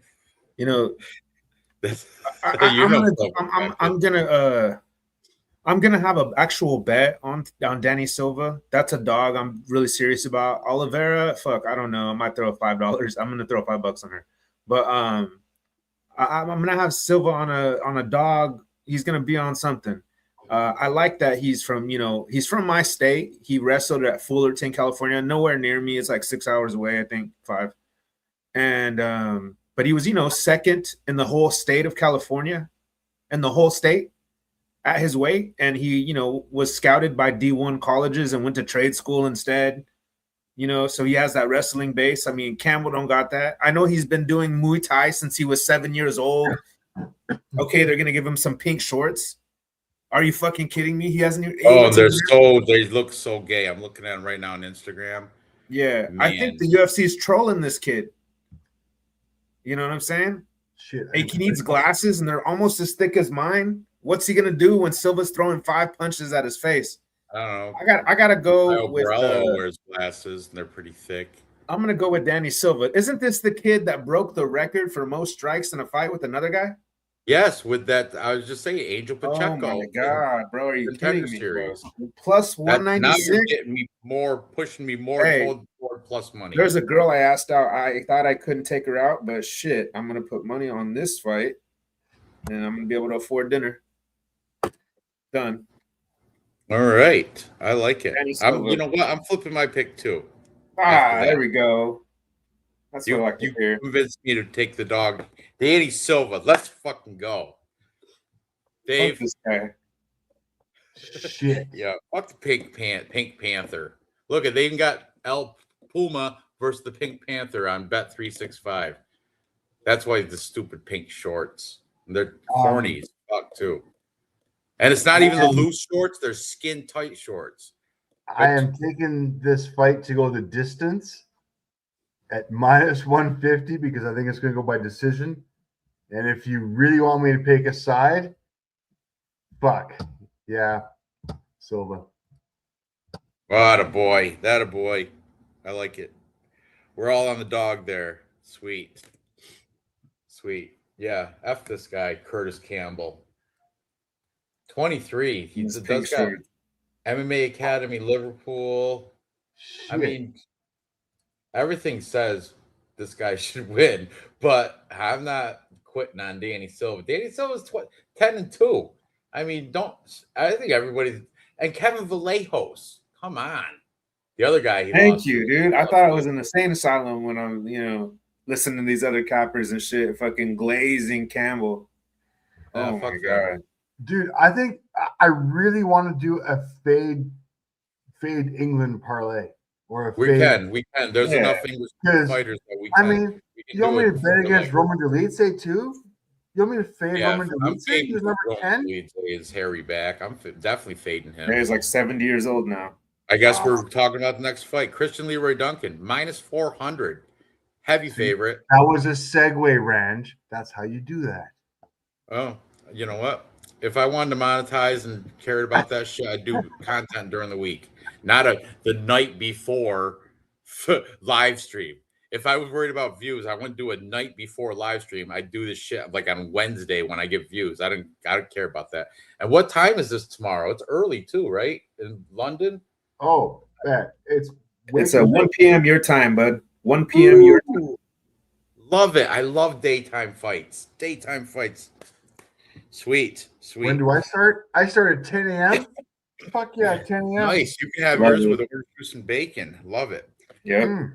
All right. Caesar. So next we have up the card. We got Roman Dolidze's plus 300 coming in here And taking on Christian Leroy Duncan. CLD's come back at minus 400. And I don't think it's justified minus 400, but I do think Christian Leroy Duncan should be like minus 260. I think he should be a sizable favorite because I think he beats Roman Dolidze is like he's strong and forward marching, but he's plotting. He's kind of like you can kind of almost telegraph what he's going to do before he does it. And I think Christian Leroy Duncan is definitely better on the feet. And if it does go to the ground, which Roman Dolidze is not going to try it unless he's getting rocked. He's not going to go for a takedown. He'll stand and try to bang with you. Just like, he did against like Kevin Holland and Marvin Vettori. Both wins, too, for Roman Dolidze. Impressive. That's good. He lost most recently. But look, when he went to the ground against Anthony Hernandez, he got submitted. So I don't think he's comfortable on the ground, Roman Dolidze. So, yeah, I'm taking CLD, Christian Leroy Duncan. And even though he shouldn't be minus 400, I do feel pretty confident that he's going to win, and I think he's going to finish him too. I don't necessarily mean a flat back knockout, but I think the fight's going to stop because it's a barrage of punches, and the ref's going to get in there and just because Dolidze is not going to be able to fight back or something. One of those like a ground and pound or something. The fight's going to be stopped, and it's going to be because of punches or maybe you get like a spinning back fist or some shit. But CLD, Christian Leroy Duncan is my pick. Once again, it's too chalky to bet. Maybe throw him in a parlay if you want, feeling, frisky. Want to get some action on that. But yeah, there's no way Roman Dolidze is getting any of my money. He got to start paying alimony to Cheyenne Bays. Go ahead. All right, what's interesting about these guys is Christian Leroy Duncan, basketball player, had dreams of playing in the NBA, didn't start MMA until 2015. He's 6'2". He was going to be an NBA player? Get out of here. You got to be 6'7" to play NBA. 6'2". Maybe that's where the rubber met the road, and that's how. He thought he's British and black. He might be able to play basketball. Fuck out of here. That's his dream, Every man has a dream. Yeah, he's in the UFC. Shot for the stars. Roman Dolidze looks sleepy. Is that he sweater he's wearing? So it's making him he's all hot. warm. He's overheating. We all know Roman Dolidze. He's like an ADCC decorated grappler. He was at 20. He moved to the Ukraine to do shipbuilding. And when he was doing that, that's when he started jiu-jitsu over there. And didn't he come from a soccer background? Didn't he play soccer? Dolidze? I think so too. He was like a pro, like for his whatever country he's from, right? Yeah. I think he was like a pro soccer player back in the day, like in his young early days. I know it doesn't matter much in this weight division as much. The higher you go up, I think these Let's are. See if we see any pictures of him and Cheyenne. Oh, there's the kid right there. There's the kid. He's coming up. He's looked really good. I was a big Roman Dolidze fan. Didn't he? I could be wrong. I could be because I get fighters mixed up, kind of like Eric Anders and Greg Hardy. And what's the other guy with the dad? His dad yells at him in the corner, and he has the antelopes. Look at that next picture. Anyways, I get Roman. I could be getting it mixed up, but didn't he beat Chris Daukaus? Am I tripping? Yeah, but Chris Daukaus was that. Look at. Not Chris Daukaus, but his brother. That's his thing. Holding the kids by their ankles like that. He loves that shit. Look at. I don't know why people do that. Oh, you're like a play doll. Look at two more. I got two more. Love it. Kyle Daukaus. I got kids in my hands right now. You don't know. Fucking love him picking up kids by their ankles. That's his favorite hobby. It's the only way he holds kids too. Oh no, he's got a couple in his arms there. But anywho, enough talking shit about Dolidze for me. Go ahead. Dude, the more I look at this, I'm gonna pick Dolidze here. Oh boy, good for you. I'm gonna pick Dolidze here. He's only 37 years old. only 7 That's what I'm years saying, older than though. Like, I'm going to pick him for the last time, though. I just can't fade him yet. I'm going to say 38. Okay, 37. You know, Fade him while the fading is hot. he lasted 4 rounds with Hernandez, who would kill Christian Leroy Duncan. Kill You think so? I don't know. Christian Leroy Duncan. I don't know, dude. I think Christian Leroy Duncan give Fluffy Hernandez a run for his money. I mean, lost to Nasruddin Imavov by majority decision. Now, are we going to make the argument that he's got a lot of wear and tear and Christian Leroy Duncan's fresher? Because Christian Leroy Duncan had like 20 amateur fights in like 1 year. You know what I'm saying? I got to go with Dolidze, I think. Just for shits and giggles. I want to take Christian Leroy Duncan. You know he's going to get the nod, right, if it goes to decision. But fucking, I have a feeling Dolidze could actually knock him out. Dude, Christian Leroy Duncan's Instagram's all training. I don't see him holding any babies. I don't see him doing any stupid shit with. Just the resume, though. What's the all I stats see say? is just nonstop training videos. Every one of them is a not video. Every picture Christian Leroy Duncan has, he's training in it. Yeah, but it doesn't matter. Dolidze can still sub him. You know, what's the takedown defense? 69%, and Dolidze's accuracy isn't shit. Gosh, Yeah, I told you, Dolidze's not going for a takedown unless he gets rocked, and it'll be desperation takedown. That's the only takedown he's going to try to get, and those desperation takedowns get stuffed. I don't think Leroy Duncan's dangerous enough for. I think Dolidze. Oh, Tiger Muay Thai! I love that. Is that where he's training? I see one picture. He's definitely at Tiger Muay Thai in the background. I don't know what his gym is listed as Range Martial Arts, but I'm looking at his Instagram and he's definitely got a Tiger Muay Thai in the background in one picture. Who's he with? Oh, he's with what's his name? New Mansa. It looks like him anyway. Oh, Phil Hawes. Yeah, that New Mansa. I don't know. What's the chat thing? What's the chat say about this? Kind of difficult. They're saying this. That's what they're saying. Fuck. Right. What's the chat think? Chat thinks that right there. That's what I'm thinking. I gotta go. I want to go with the younger guy because he's younger, and that's the only reason. But I don't think he's better than. I'm gonna go with Dolidze. Final answer. Just one more time. What was your saying? Be my pallbearer and let me down one more time. There you go. That's my let me down pallbearer pick. Yep. Okay. One more time. I'll put your name by Roman Harryback Dolidze. Dave, what you got?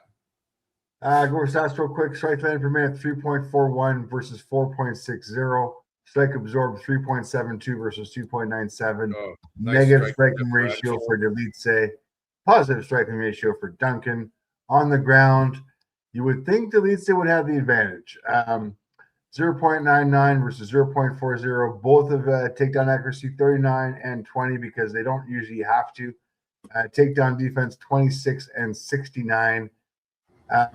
Now, the one thing I will say is going over Duncan's history of opponents.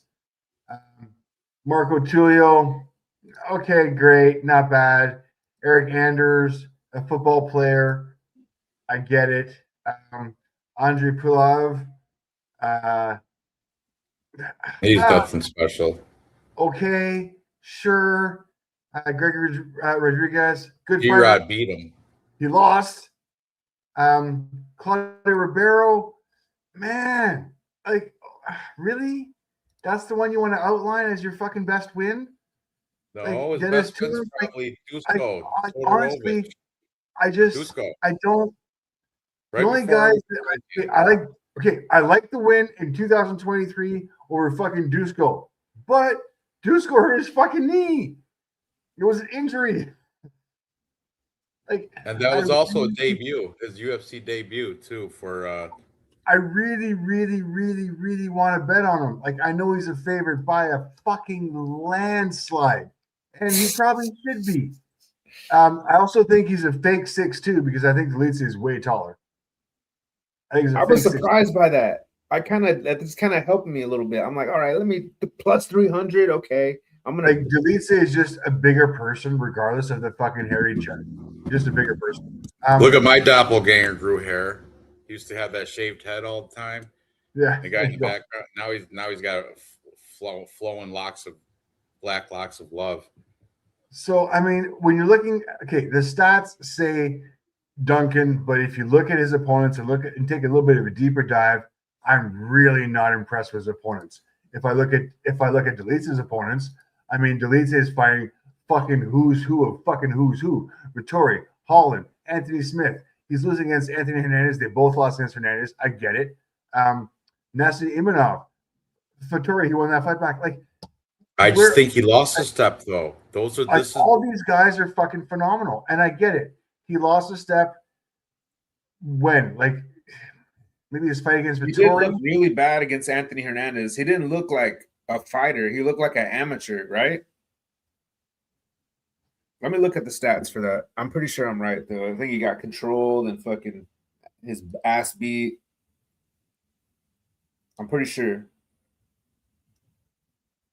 Because, yeah, you never know when they're going to turn Tony Ferguson on you. It's a slippery slope. I'm a slippery snake.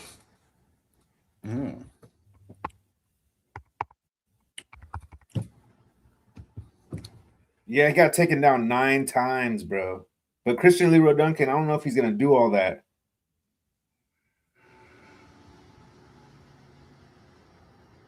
Yeah, he's older. But Christian Leroy Duncan is not the style of Anthony Hernandez. He's definitely not. Anthony Fluffy's a heavy wrestle style. Even though here he's all strikes, but CLD I think is much faster, and he hits his. I'm gonna go with. I changed my pick, bro. Just looking at him, he looks so old and weathered. He looks sleepy in the face-offs too. Yeah, look at him. Look right there. He took a nap right there. Go back to babysitting. I changed my pick, dude. Again. But this is right. this is a study guide, right? I mean, No, that's why we're doing the show, so you can firm up your picks for Tapology. Dave, where you at? I still can't put those odds on Crystal Leader Nugget minus 450. Tapology, who you picking? No odds involved in Tapology. No, you're right. Duncan by decision in Tapology. Okay. Delete on my betting. But not in a parlay, obviously. You know, I'm looking at his Instagram too, Duncan's, and I see him with a lot of good MVP, Phil Hawes. Or that's not MVP. It's just another black guy. Looks like him. Sorry. It is low key racist. I'm sorry.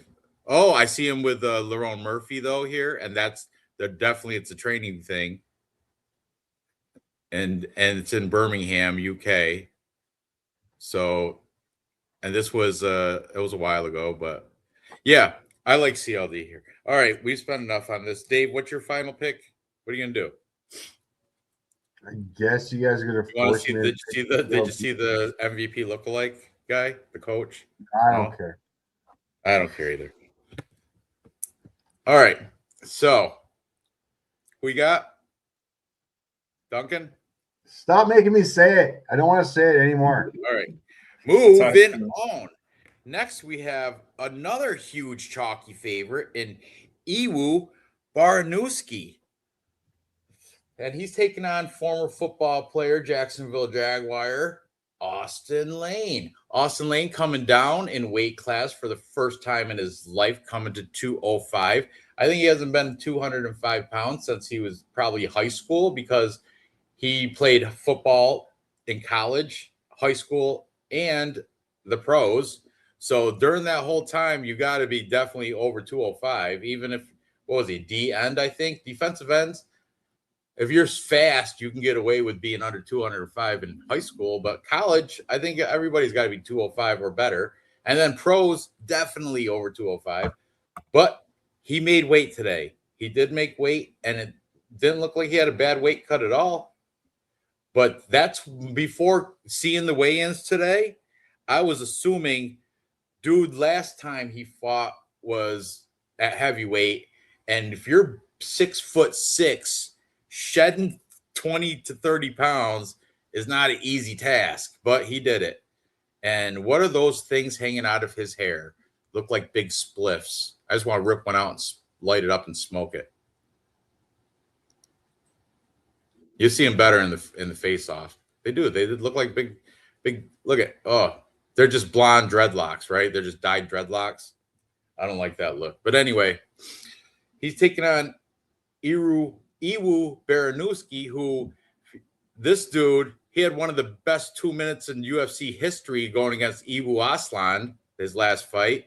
That was a fantastic. They were both wrecking each other. Both of them got knockdowns, and it turned out he came out on top with the knockout. The first time Iwu Aslan's been ever knocked out, too. So you got that type of power go in this Polish fighter going against Austin Lane, who at heavyweight had a suspect chin, and now he's dropping down to 205, and he's 38, 11 years old. Yeah, great fight right there. Great fight. First person to knock out Iwu Aslan, and I think he's going to knock out Austin Lane. 38 years old, dropping 30 pounds to get down to 205, and had a suspect chin when he was at heavyweight before he even dropped down. Yeah, I'm on Iwu Baranuski. I don't minus 650 is a little extreme, I think, but I would take him at minus 300, minus 4, even maybe at a parlay. But I'm not, no straight bets. But Baranuski, confident play for me, or not play, but confident pick. Confident pick. I will be shocked if Austin Lane comes out on top of this one. I will be. I would like, holy shit, I was wrong. I can never playing Tapology again. Real fight picks. Oh my God, bro. I don't even know what to say. I mean, he's coming down. Is that going to help his chin? That's already suspect. Iwo. Okay. In the first round. That's it. Look at how big he is, though. Austin Lane. Holy shit. I didn't realize how much of a doesn't matter. But he is a monster. Look at. I'm gonna pull that one that middle dreadlock out. I want to smoke it. Like a spliff. Looks like a bunch of 3 spliffs up in his hiding spliffs in your hair. It's gonna be kind of embarrassing. Like it's kind of like that guy Andre Bigfoot. Remember him? Or Antonio Bigfoot Silva? Yeah, I mean, if big, big doesn't always mean win. I know. Doesn't always mean better.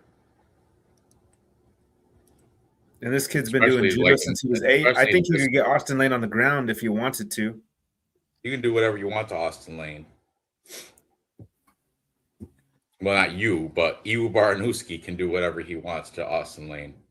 Rudy Baranuski. Dave. Yep. Okay.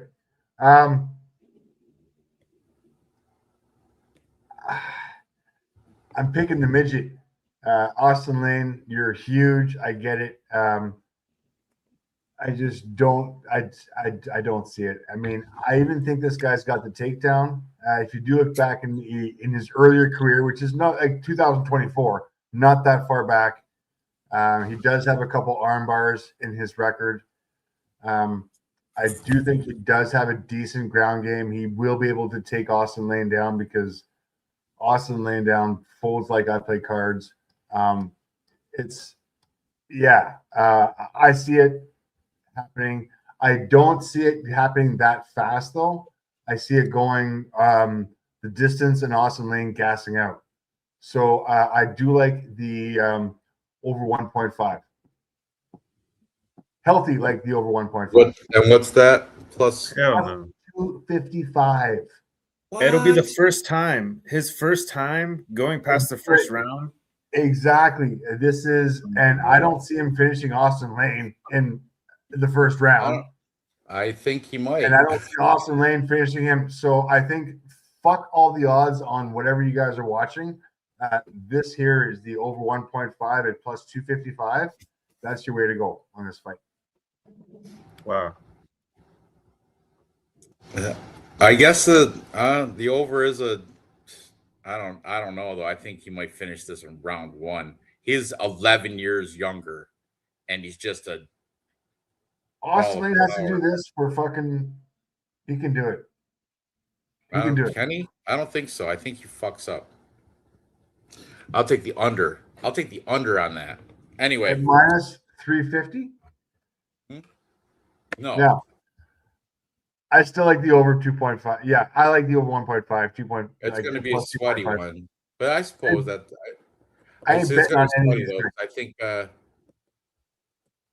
I think Rudy's going to knock his ass out early too. But all right, what's moving up the card? Next we have one of my favorite fighters, MVP Michael Venom Page, taking on Sam Patterson. Little known, Sam Patterson, Michael Page were training partners prior to a couple fights.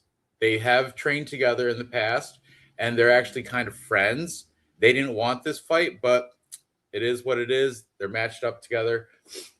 But they definitely have a history of sparring and training together. More so, Michael Page was the one getting the training in. Sam Patterson was the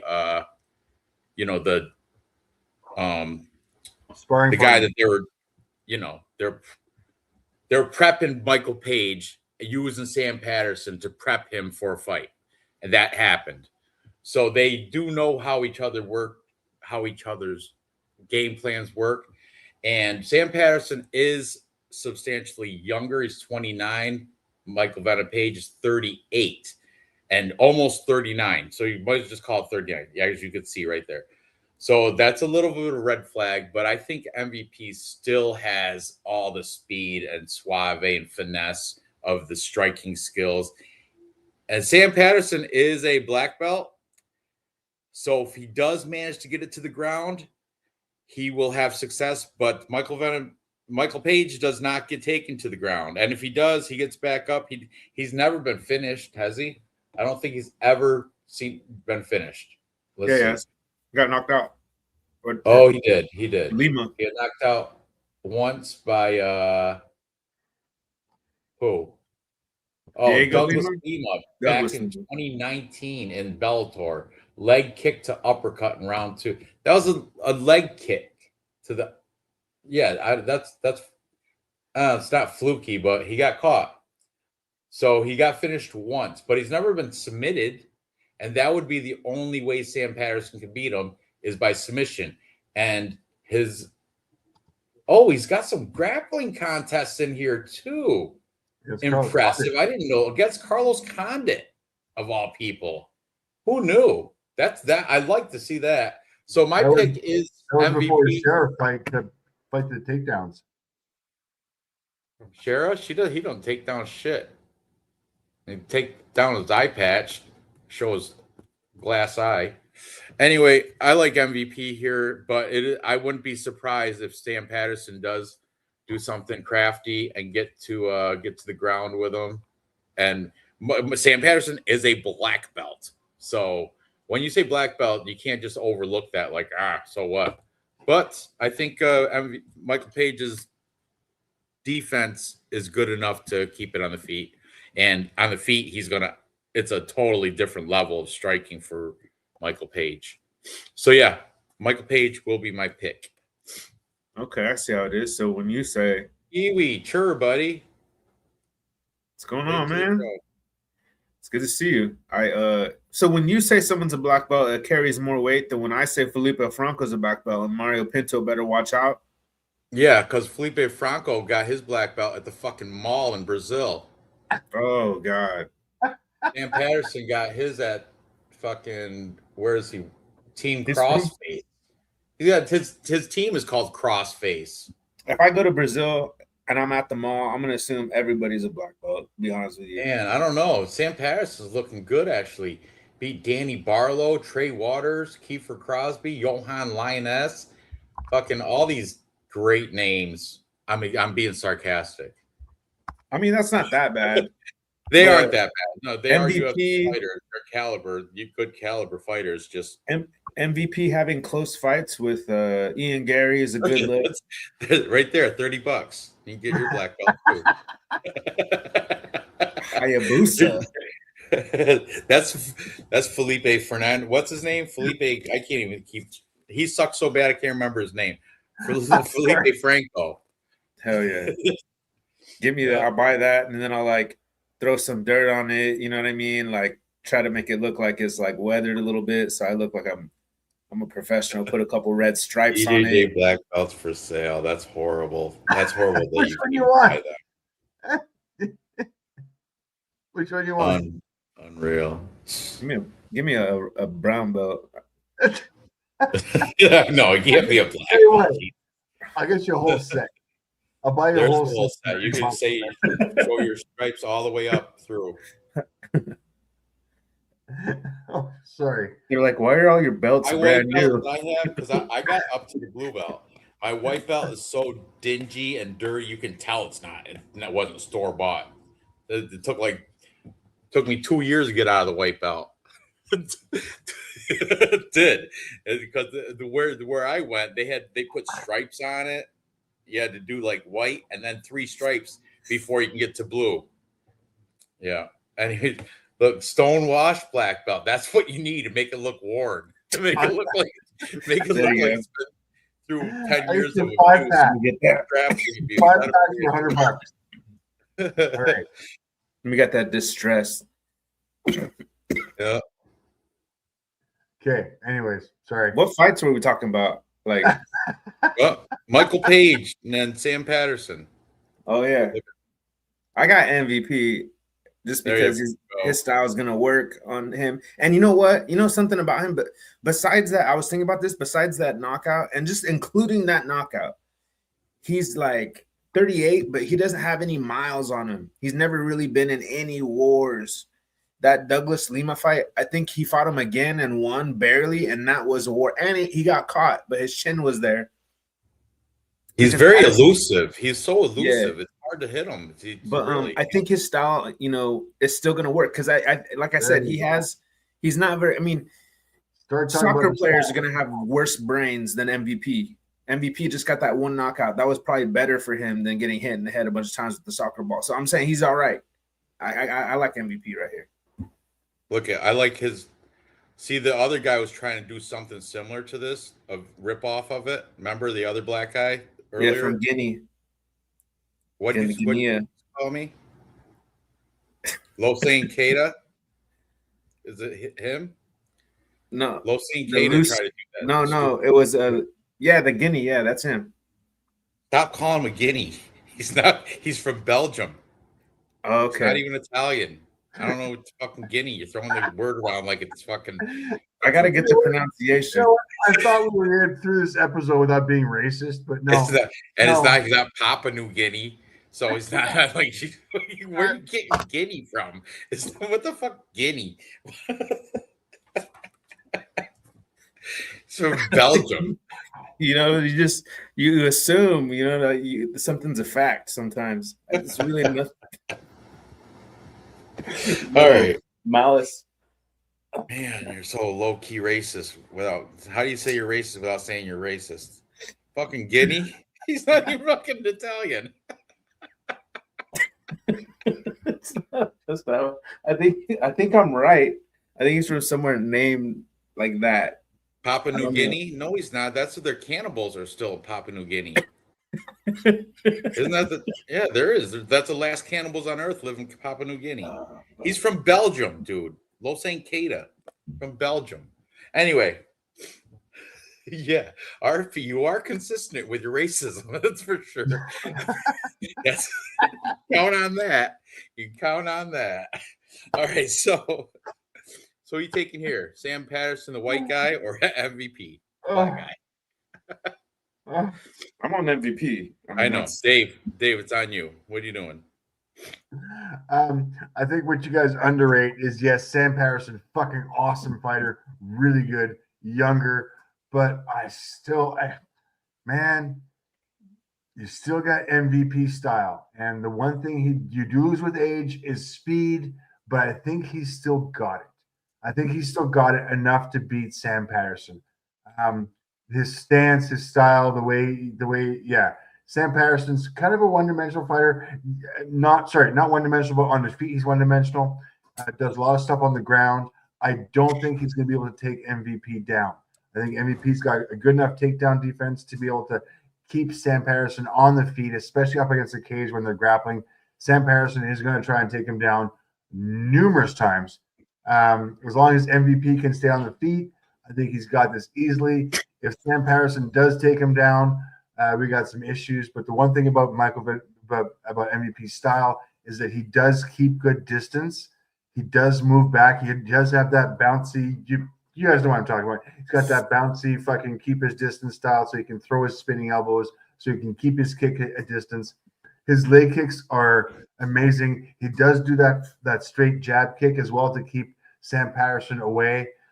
These guys are very, very, very familiar with themselves. Hey, Dave? Why doesn't the UFC throw Stephen Thompson with MVP? Wouldn't you want to see that? Wonder Boy. That would be. I would like to see that. It'd be decent. I'll take MVP all day though. Wonder Boy's. I will as well. Same thing. Really? I was gonna pick the other way just because he's more volume. I think MVP is too like once in a while. Yeah, but MVP controls a cage a lot more. It's that style. I mean, this is why he's back in the UFC again. I'm still picking him over Sam Patterson. I think Sam Patterson is going to try and clinch, take him to the ground as much as possible, as long as MVP, and this is what I'm watching. I'm excited to watch this fight. As long as MVP can keep that distance and can stop the takedown, I think he's got this. I do think this is going a few rounds. What's our fucking props for over under here? Apologies. MVP, yeah. Over 1 point or over 2.5 is minus 105. These guys are training partners. They're not looking to knock each other out. I think so. I think MVP is a dog. I'm not kidding you. There's a lot of respect between these guys. I don't see any knockouts. I do see MVP winning this by decision. If you want to prop that out. That's solid. That's solid. Sam Patterson's Instagram has a post from 79 weeks ago of him and 7 other black belts, and it says the Hateful Eight, and it shows them all holding their black belts.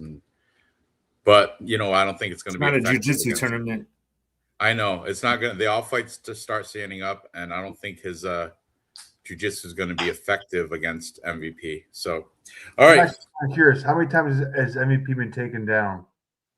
Not many. Oh, Jared Cannonier took him down twice. Machado Gary took him down twice. Kevin Holland took him down twice. He did win both of those as well. But hey, once again, unanimous decision.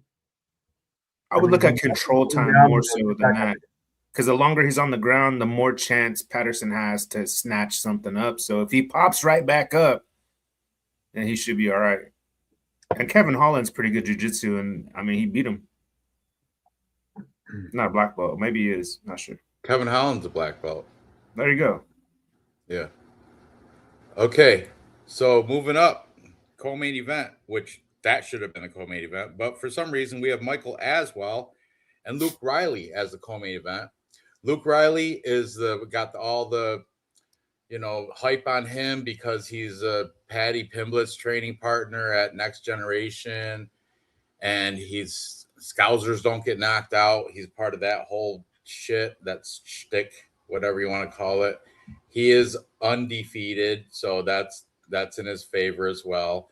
But if you look at his resume, I mean, he's got some great fights in Cage Warriors against not bums, but in the overall general picture, there's only one name in there that I know, and that's Bogdan Grad, and that was his UFC debut fight where he got performance of the night, got a nice round 2 knockout, which is fantastic. But then he got this Texas kid, Michael Aswell Jr., who the underdog, what's he, plus 155. This might be another shot to take the underdog because Luke Riley, 12-0, but is he ready for the big scene in front of all his people? I don't know. It's just kind of, it should go Luke Riley's way, so I'm going to pick him. But this Michael Aswell is not going to be just an easy serve. It's not going to be a toss for Luke Riley to hit a home run out of the park because he's coming off a round one knockout of Lucas Almeida. Lucas Almeida is a decent fighter in his own right. He did lose to Balaji Oki. He lost to Bogdan Grad. So if you want to play MMA math, right there's that.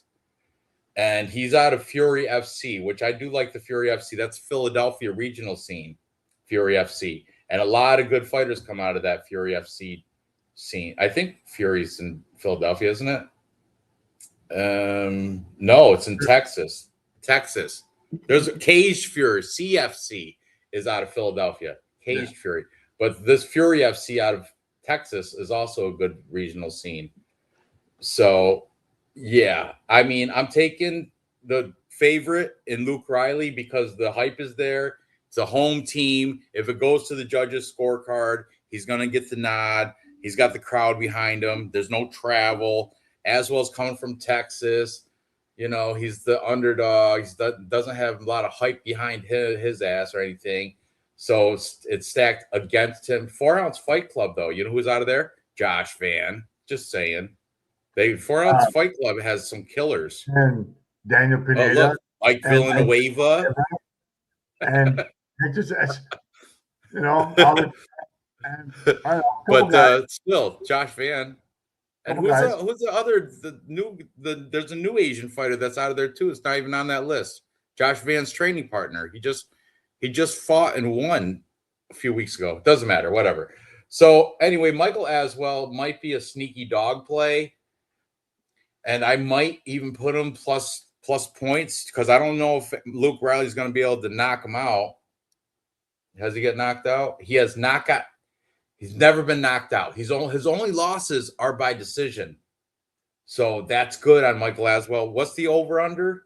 We'll take the over on this. Let's see. I got it on Bet Online. It's minus 160 for the over. So the bookies know it's going to go over as well. But still, I'm going to take Luke Riley as my pick, but if I do bet this, I'll bet Aswell plus points or the over 2.5 at minus 160. Real fight picks, co-main event. What you got? This is tough, man. I'm trying to do last minute research here, and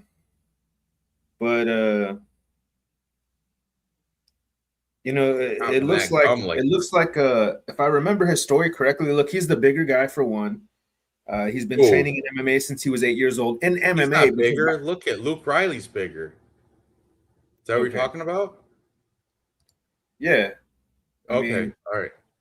Pretty obvious. But by the time he was 15 years old, he'd won everything there was to win. Amateur, junior, and Muay Thai. Speaking on Luke Riley. And I guess Aswell has technical boxing, I heard. He was a 2-time Fury FC amateur champion, like you mentioned. But fuck, dude. All the hypes on Luke Riley. I think the UFC is trying to raise. I mean, I think this whole thing is built around this kid secretly, to be honest with you. That's the bottom line. Yeah, I believe it too. Well, they're promoting the London fighters. That's like the kid with the pink shorts, Pink Panther kid, Curtis Campbell. This Luke Riley guy. And I was high on Bogdangrad. I had Bogdangrad to beat this fucking guy. So did I. I lost money. We learned something. So now we're learning. This is like a learn from my mistake pick. I went to rehab and I came out and I picked Luke Riley. Okay, Dave. I'm on Luke Riley as well. Definitely the up and comer. Definitely UFC's got some money into him.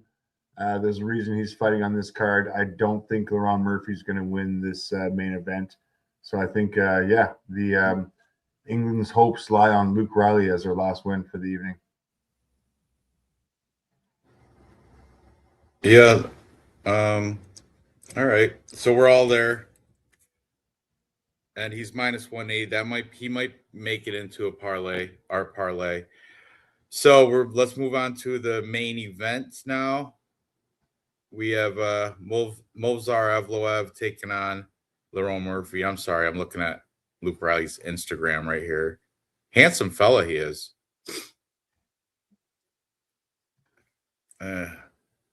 Man, I don't like that Shamrock dude, though. I don't like that guy. Fuck him. Anyway, all right. So Movsar Evloev taking on Laurent Murphy. Movsar Evloev is -225 on Bet Online right now, and the comeback for Laurent Murphy +190. And this is going to be striker versus wrestler type fight. Movsar Evloev is got that he's training out of American Top Team. He's Russian, and he does have a strong wrestling presence. Like, he comes in aggressive wrestling, like he'll take down, repeat, rinse, repeat. But Laurent Murphy has fantastic takedown defense, and Laurent Murphy is a technical point striker. He's not the most exciting person to watch, but he does capitalize on his strikes, and he is 17-0-1 because of his great striking. He's never been submitted. He's never been knocked out. He's never lost a decision. So undefeated, but the boring style is nothing you want to back. And do you think Movsar Evloev is going to give him his first loss? He may. I'm still on the fence because the home team is Laurent Murphy, and Movsar Evloev is coming from he's coming in late too. He didn't acclimate to the time change or the weather. I heard earlier this week that Lucrative James, Lucrative James, he's on a horrible losing streak, by the way. People in his comments are tearing him up. Fucking hammer of the week. Might as well call it donation of the week. He's like, bankroll management. How you lost 60% of your bankroll in 3 weeks? What do you call that? I feel bad for the dude, but nevertheless, he's the one that said Movsar Evloev.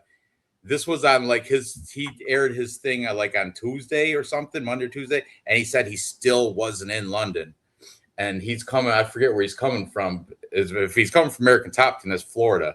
That's a long trip, so there might be some jet lag stuff there, but this one I'm gonna go with Evloev because I think he will have too much.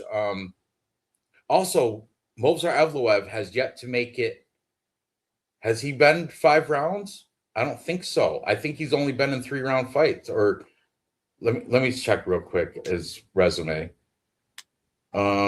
Those unanimous decisions were all 3-rounders, and he's got a ton of them. So I don't know if he's ever had 5-round. Oh yeah, he did. He back in his M1 challenge days, I see a punches round 5 where he won. Man, Movsar's on. I don't know. What are you going to 2 undefeated? I don't know, dude. I'm going to take Movsar Evloev, but I'm not confident as confident as you guys are, because I know you guys are pretty. Dave already said he's picking against Laurent Murphy, but I'm going to take Evloev, but I'm not confident. If I'll put him in a couple parlays and I'll hedge Laurent Murphy. That's why I've been saving my ass every freaking week, because I'm getting the main event wrong 4 weeks in a row. Or not? No, last week I got it right. But anyway, yeah. I'm gonna learn from my mistake, bro. I don't know what the fuck's going on, because I can't, like you said. Who did you pick? I took Movsar Evloev. Oh, perfect. I got Laurent Murphy. You know what? He just destroyed Aaron Pico. Aaron Pico is supposed to be some type of wrestler, right? Some kind of fucking amazing wrestler. And Laurent Murphy said, "Fuck your wrestling. I'm gonna whoop your fucking ass. Give me Laurent Murphy, bro, to go ahead and surprise and shock the world and shock all the experts." I want to throw in another thing. Movsar Evloev, he trained through Ramadan. Ramadan just ended like not so long ago, and he was training through that whole time. You can't eat He looks until weak. after sundown during Ramadan. You have to fast. So that might play into his whole, camp leading up to this fight. It might be a detriment. I'm just saying, throwing that out there as well. He got Uber Eats. Nice sandals. He's going on a hike right after. All right, Dave. Yeah, so he made the trip 5 days ago. So yeah, so he's been there for whatever. But I mean, his fight camp has been serious. I don't see him losing this fight at all. Or was Grant Dawson with his stupid face? See him? It's like, dude, really? You practice wrestling, bro? Like, we know you're.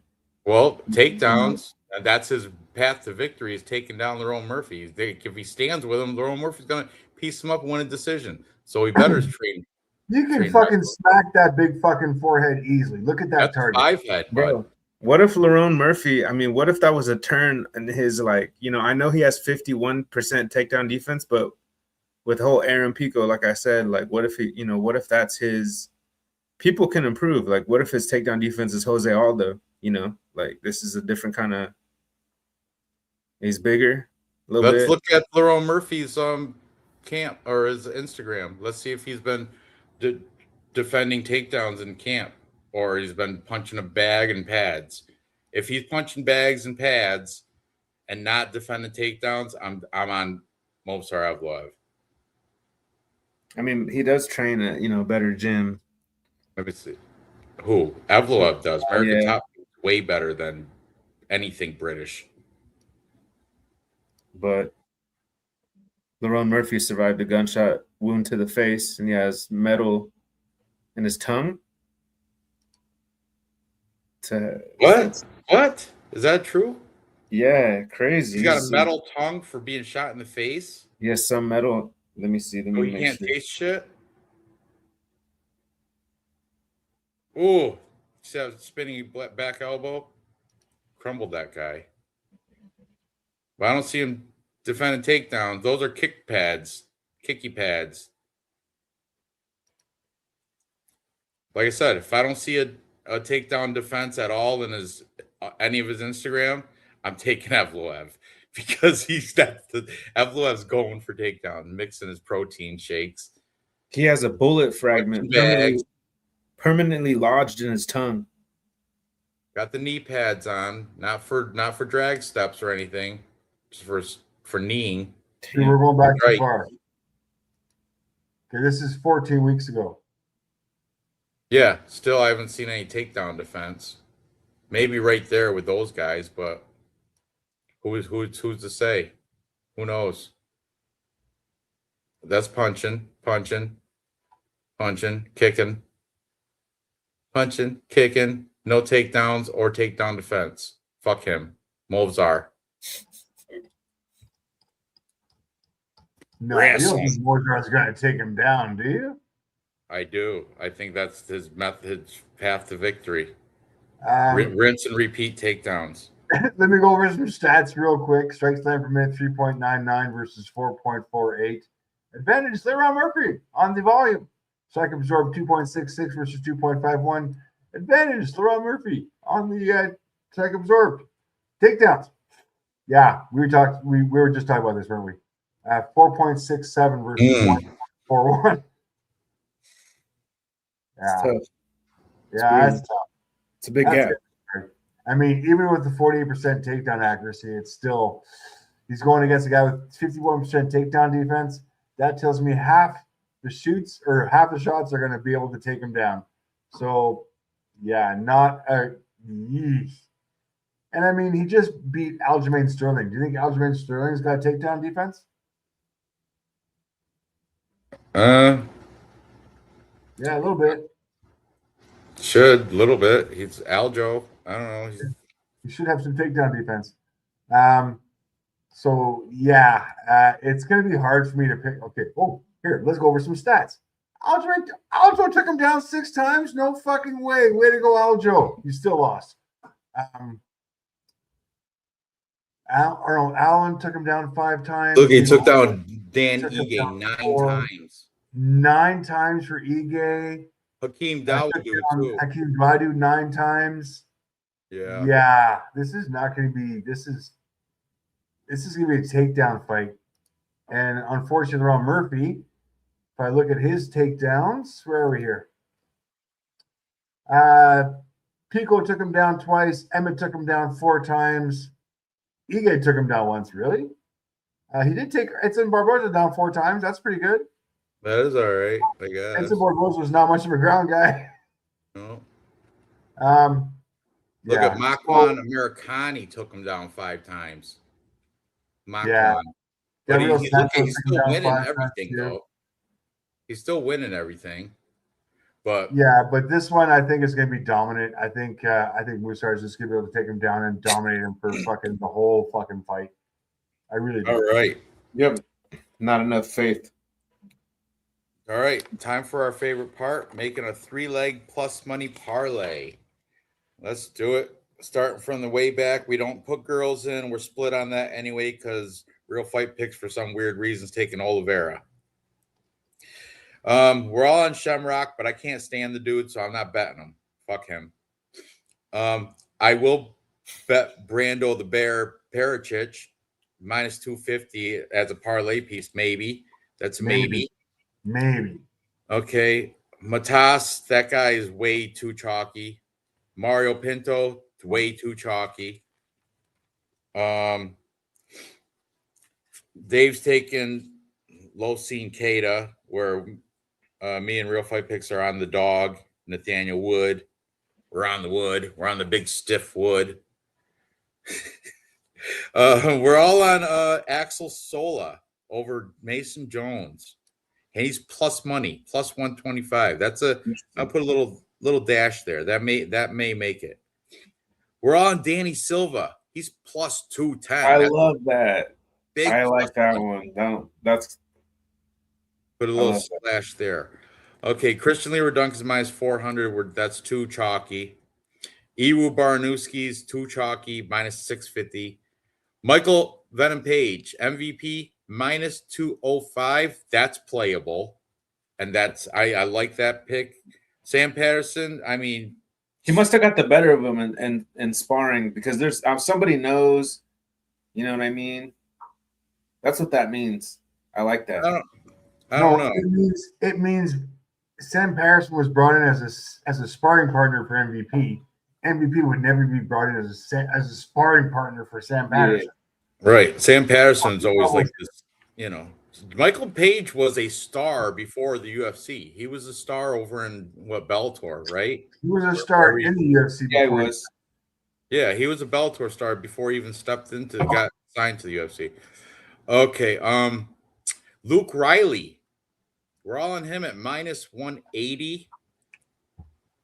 That's playable as well. And we don't use the main event. We're split on the main event anyway.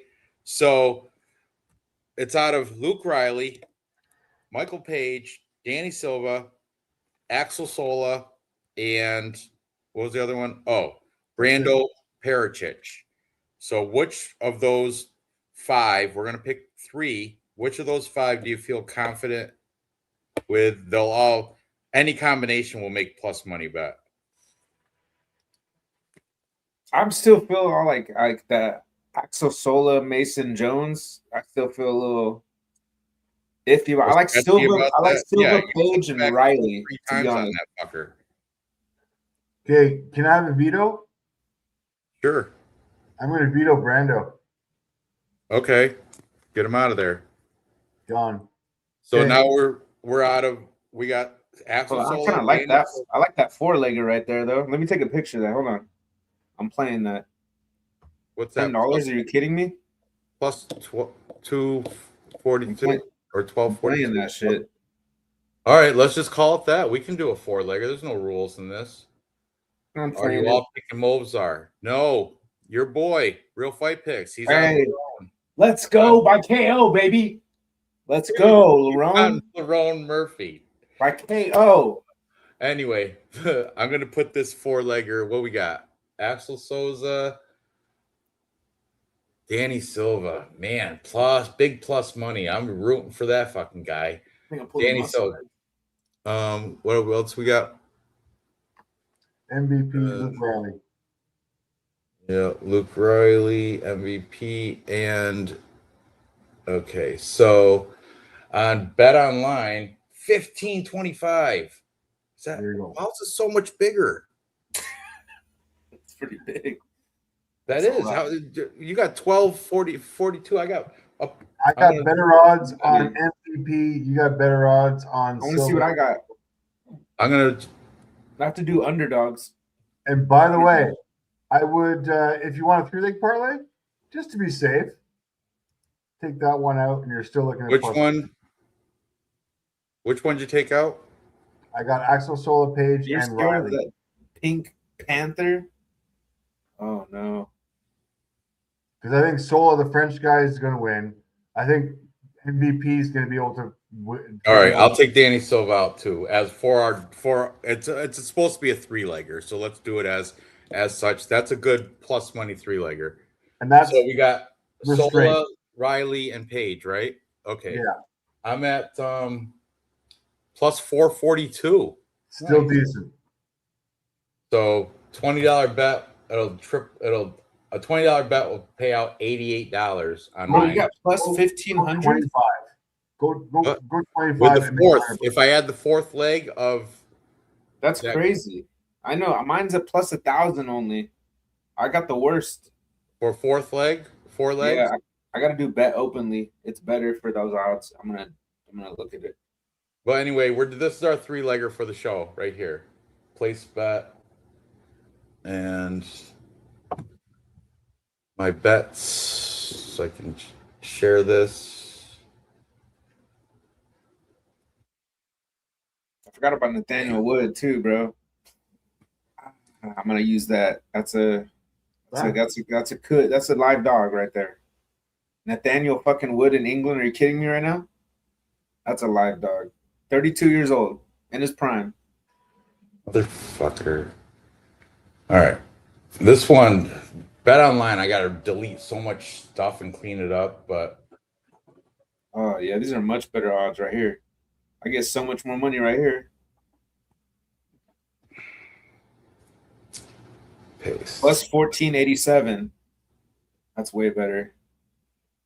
So plus 48. Money Junkie parlay. Yep. Bet openly, bro. 3-leg parlay.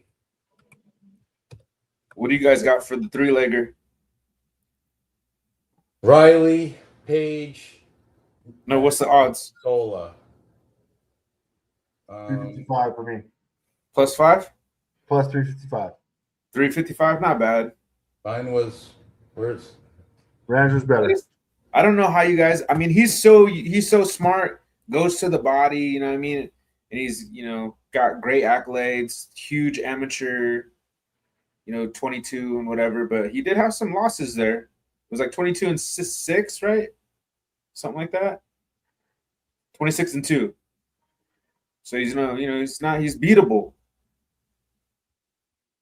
That's why I was kind of want to take him off, but I'm gonna roll with you guys. I'm gonna plus 442.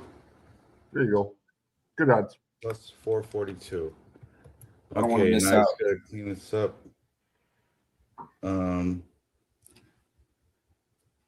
Luke Riley. This is disgusting. It's plus 126. I got Sola at, so I can't hate that.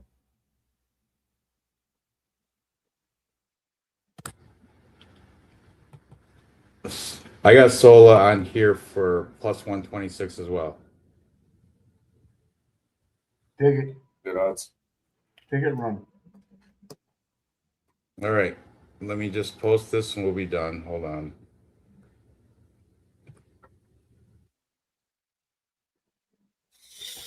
Okay, so there's our plus money junkie parlay for the show. It's plus 442 for Luke Riley, Michael Venom Page, and Exola. All right. And now I'm going to do a quick anti-English. Didn't you want to do an anti-British bet? 100%. So who's going to be on that then? We Um, Faden, that's British. oh fuck. Can I fade the whole fucking? Can I fade the Scottish people too? Sutherland's only Scottish people. Okay, I'm fading Louis Sutherland. Okay. Shamrock, you gonna fade him? No. I'm fading Mason Jones. He's Welsh. Yeah. I'm fading Curtis Campbell. Yeah. I kind of want to fade Christian Leroy Duncan, but I'm not going to. That's probably it then. And I guess that's it because main event. Yeah, so I guess that's What it. do you got for that? Hang on. I'm What not did I doing say it. there? Well, what is it? What was your thing? Hang on. You're fading Jones, Campbell, and Sutherland. So Sutherland. You're not fading Shamrock? No. No. All right. I could, but no. I just don't like Abdul Karim El Sabi. I just don't like him. Okay. I don't like Shamrock. I just don't like him, but I'm I picking don't like him either. But yeah, anyways, and we're fading. So who else I'm picking? I'm picking Sola, the French guy. I'm picking Brando, Brazilian. And who else were we fading? Nathaniel Wood? No. You are. I'm not. But Who you was are. the other one? Curtis Campbell. Pink shorts. Pink Panther. Oh yeah, that's right. So with that 3-leg parlay, I'll put it up. Hang on. I'll put it up. Give me a second here.